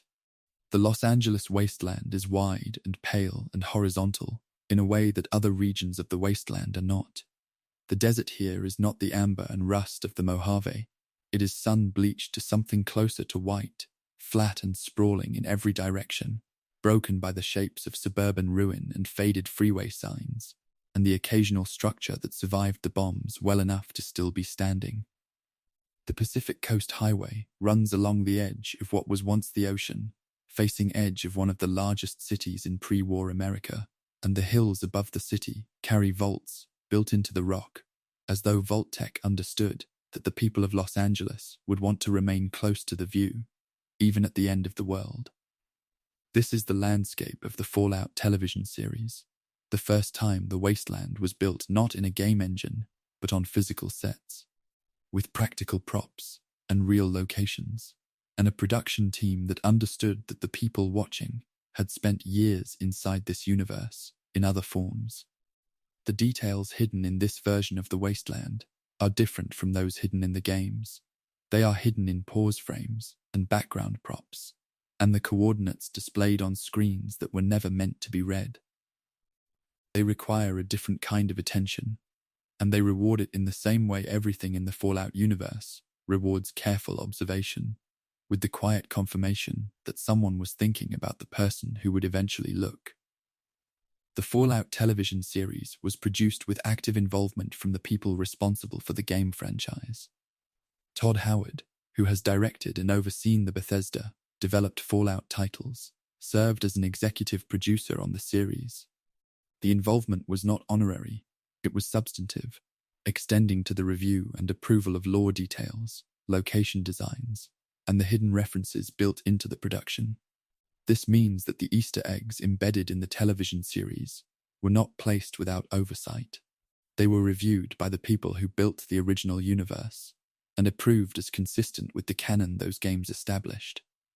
The series is the first time the Fallout franchise's hidden details were produced for a mainstream television audience, placed inside a medium where tens of millions of people would encounter them without the context of having spent hundreds of hours in the wasteland already.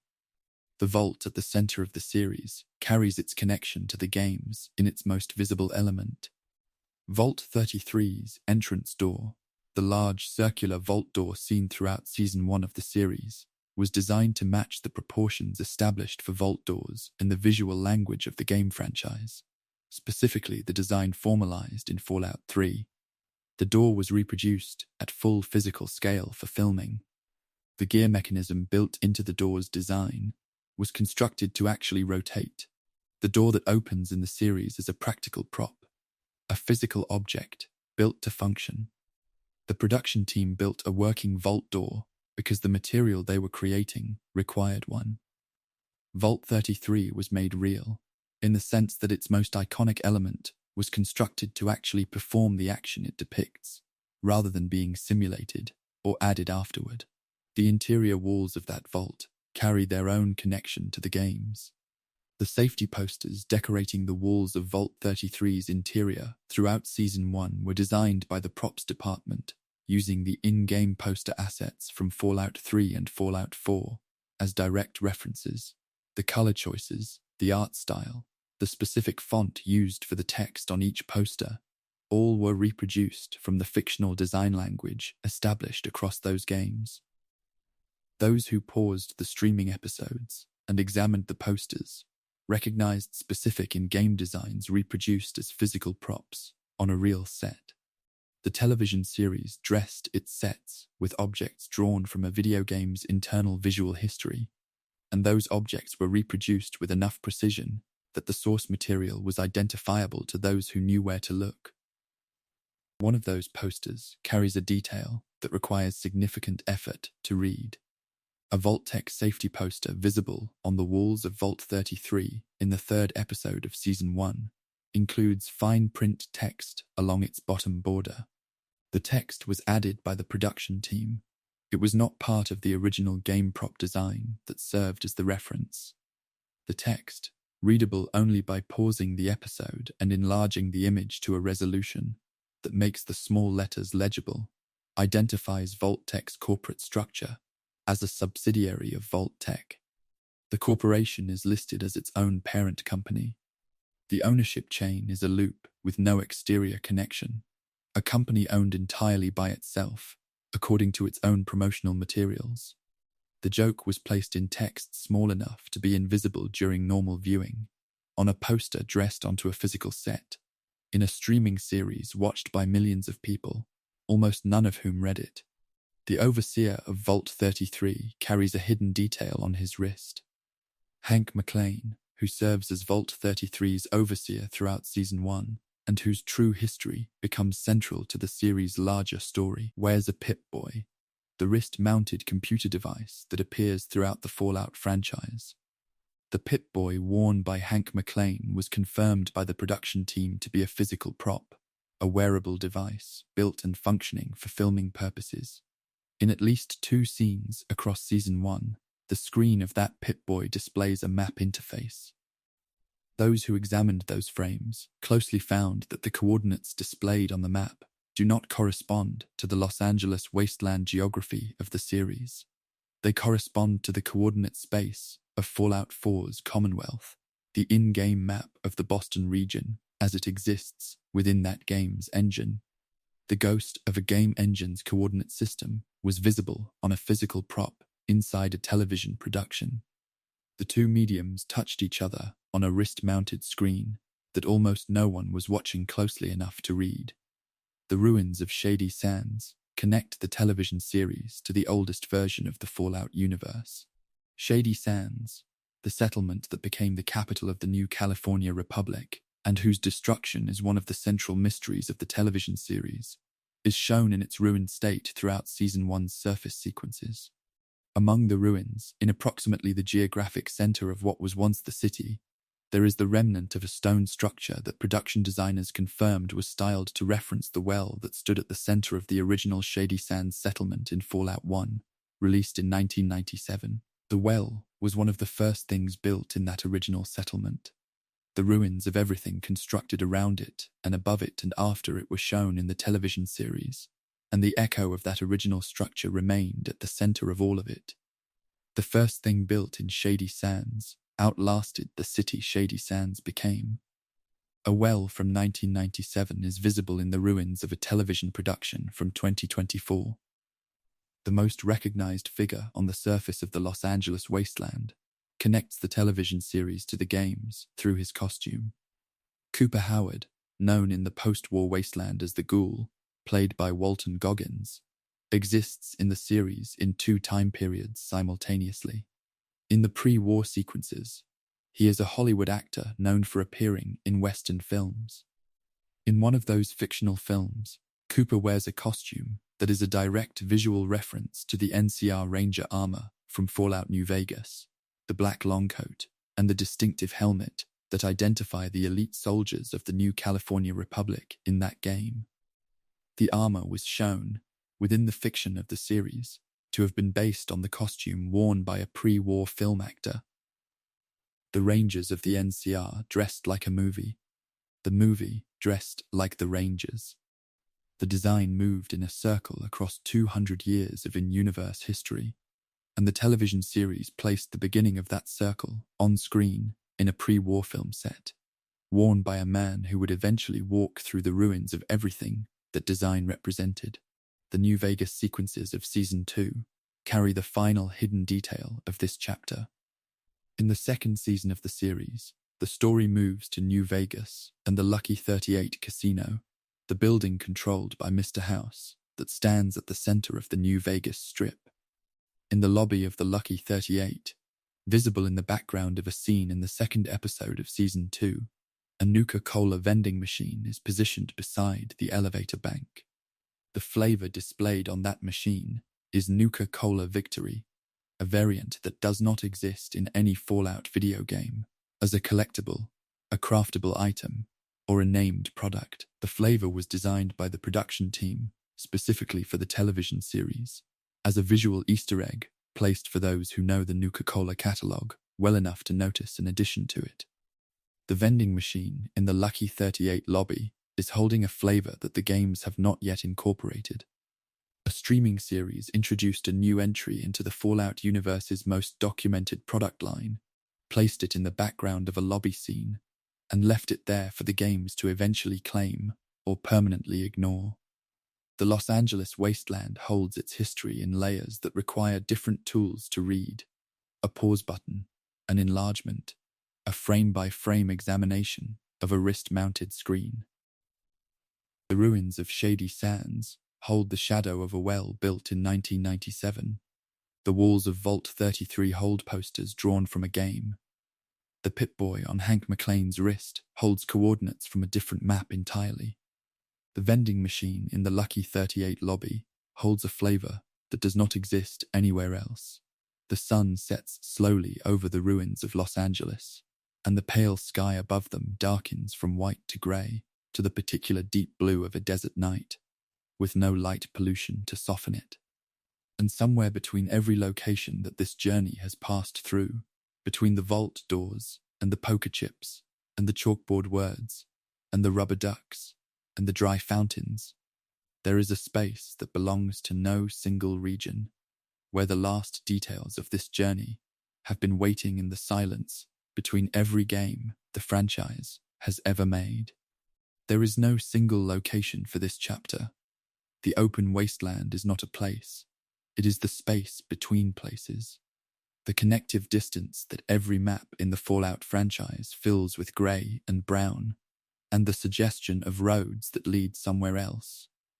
It is the horizon visible from the door of Vault 101, and the desert stretching beyond the New Vegas Strip's neon edge, and the green tree line visible from Flatwoods River, and the fog that fills the distance around the Sierra Madre.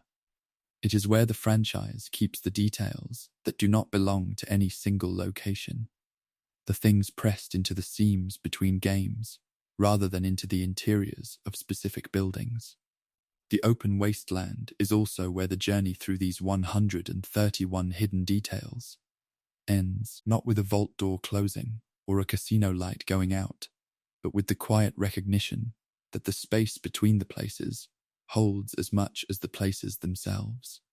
The air here smells of nothing in particular, The light is the light of every region simultaneously. The silence is the silence of a franchise that has been leaving things in corners for nearly 30 years. Patient and unhurried, waiting for someone to look. Every Fallout game produced across the franchise contains, somewhere in its world, a hidden space used during the construction of that world as a staging area, a room outside the normal map where objects were placed for testing and tools were left after the work that required them was finished. These rooms exist in Fallout 3, Fallout New Vegas, Fallout 4, and Fallout 76, accessible only through methods that were not intended as normal paths into the game. They share a consistent characteristic across all 4 games. Each of them contains at least one item that was imported from a different game in the series, an asset brought in for comparison or testing, and never removed when the room was no longer needed. The developer rooms of the Fallout franchise are a space where all the games exist simultaneously. They're objects placed side by side in rooms built outside the edges of any individual game's world. One specific object appears in those rooms across 3 separate games.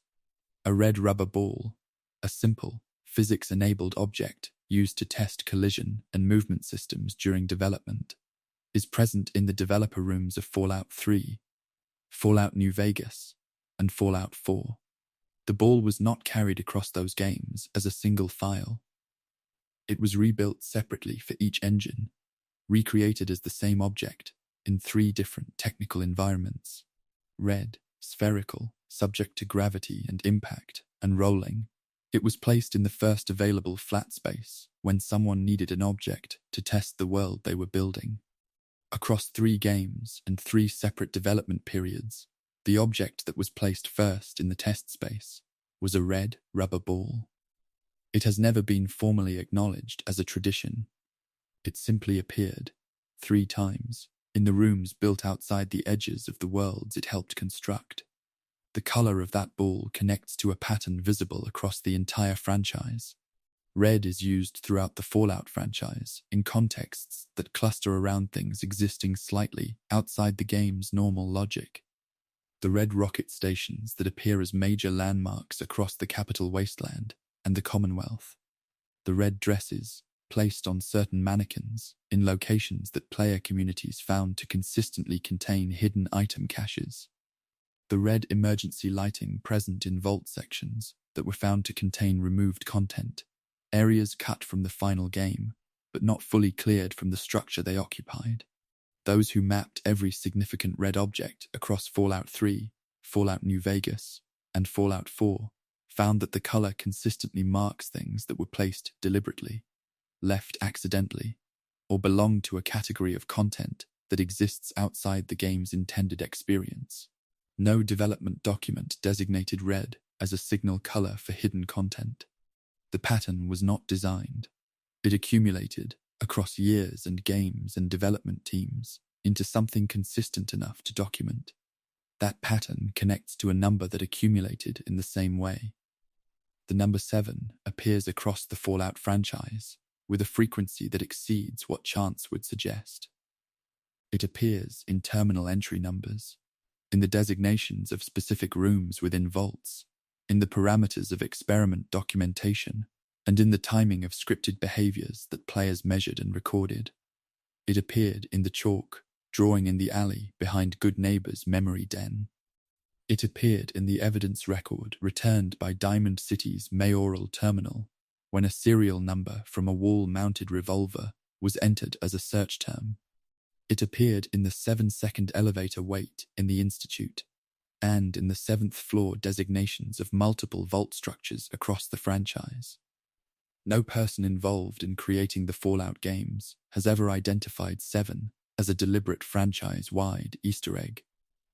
The number continues to appear across new content as it is produced.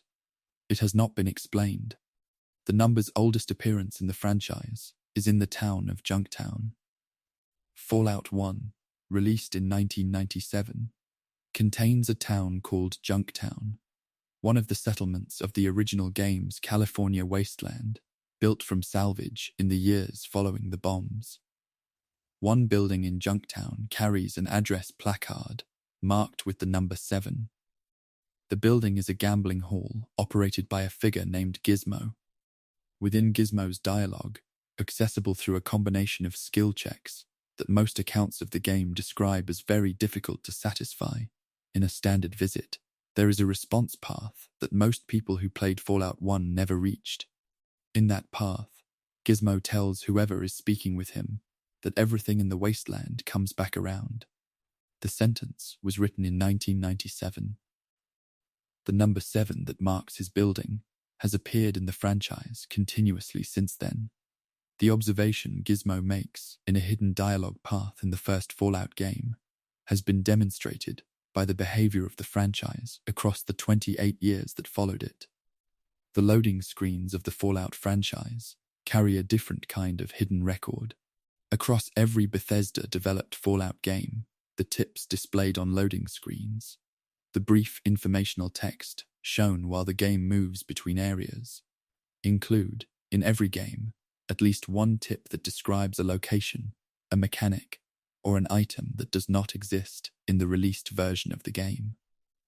The tips reference content that was removed during development, areas that were designed and then cut, systems that were built and then changed, objects that were renamed or relocated or eliminated before the game was finished. The text describing them survived the editorial process that removed everything else. The loading screens of the Fallout franchise are an incomplete index of the games that were designed and not made. Suggestions of things that existed briefly and left only a sentence of description behind them. The sky of the Fallout franchise carries its own consistent imperfection. In Fallout 3, Fallout New Vegas, and Fallout 4, the texture applied to the sky dome, the surface that forms the ceiling of the game world, contains an imperfection at the horizon line. Under specific lighting conditions, the sky texture does not tile seamlessly at the edge of the maximum view distance. A thin line of repeated texture becomes visible where the sky meets the limit of the world, a seam marking the point where the game's environment ends and the technical boundary of the engine begins. This seam is present in all 3 games. Those who documented it across multiple games found it to be the same artifact, the same visual error, appearing at the same relative position in each game's sky. The wasteland ends at the same seam in every game the franchise has produced. The horizon is a limit made briefly visible, and it is identical each time. The final hidden detail of this journey exists not inside any game, but in the moment before each game begins. Between the main menu of every Fallout game and the loading of the title screen, there is a moment of darkness, typically lasting under 1 second, during which the screen shows nothing and the audio has not yet started. In that darkness, before the wasteland is rendered and before the music begins, there is silence. Those who recorded that silence across Fallout 3, Fallout New Vegas, and Fallout 4, and processed the audio, found that it is not uniform across games. Each game's pre-title silence contains a different quality of background noise, a different frequency of electronic texture, a different character of quiet. The silence before each wasteland begins has a sound specific to that game. The darkness before Fallout 3 sounds different from the darkness before Fallout New Vegas. The machines that build these worlds produce a particular quality of nothing before they begin, and each game's nothing is its own. The wasteland between all the places visited in this journey holds every detail that was found along the way. The bones of Vault 101, where a chalkboard holds a crossed-out word and a poster describes a corporation that owns itself. The neon of the New Vegas Strip, where the carpet beneath Mr. House's terminal shows a roulette ball landing on 0 every time. The fog of the Sierra Madre, where 3 coins rest at the bottom of a fountain that was never filled with water. The clean hallways of the Institute, where a terminal in an unmapped room displays a single word of greeting for whoever finds it. The empty pool of the White Spring, where a bright orange pool noodle has been waiting at the bottom for 200 years, with no one coming to retrieve it. All of it was built by people who understood that some small number of those who entered these worlds would look past the main paths, would examine the texture files, and listen to the audio with amplification, and read the fine print on the posters, and jump into the dry fountain basin to see what was placed at the bottom. Those people were not the majority. They were expected. The details were left for them, in corners and in files, and in the electrical noise of flickering signs, with the quiet patience of people who knew that the right person would eventually arrive and find what had been left. The wasteland is wide and grey and full of silence, and inside that silence, someone left a candle burning in a sealed wall, and a birthday cake in a refrigerator with a note addressed to Gerald, and a word on a terminal that says hello, and the sound of a piano note that the music was always reaching for and never allowed to find. And with that, the wasteland grows quiet once more, and the lights dim slowly across every region, and the journey through 131 hidden details rests in the stillness it was always moving toward.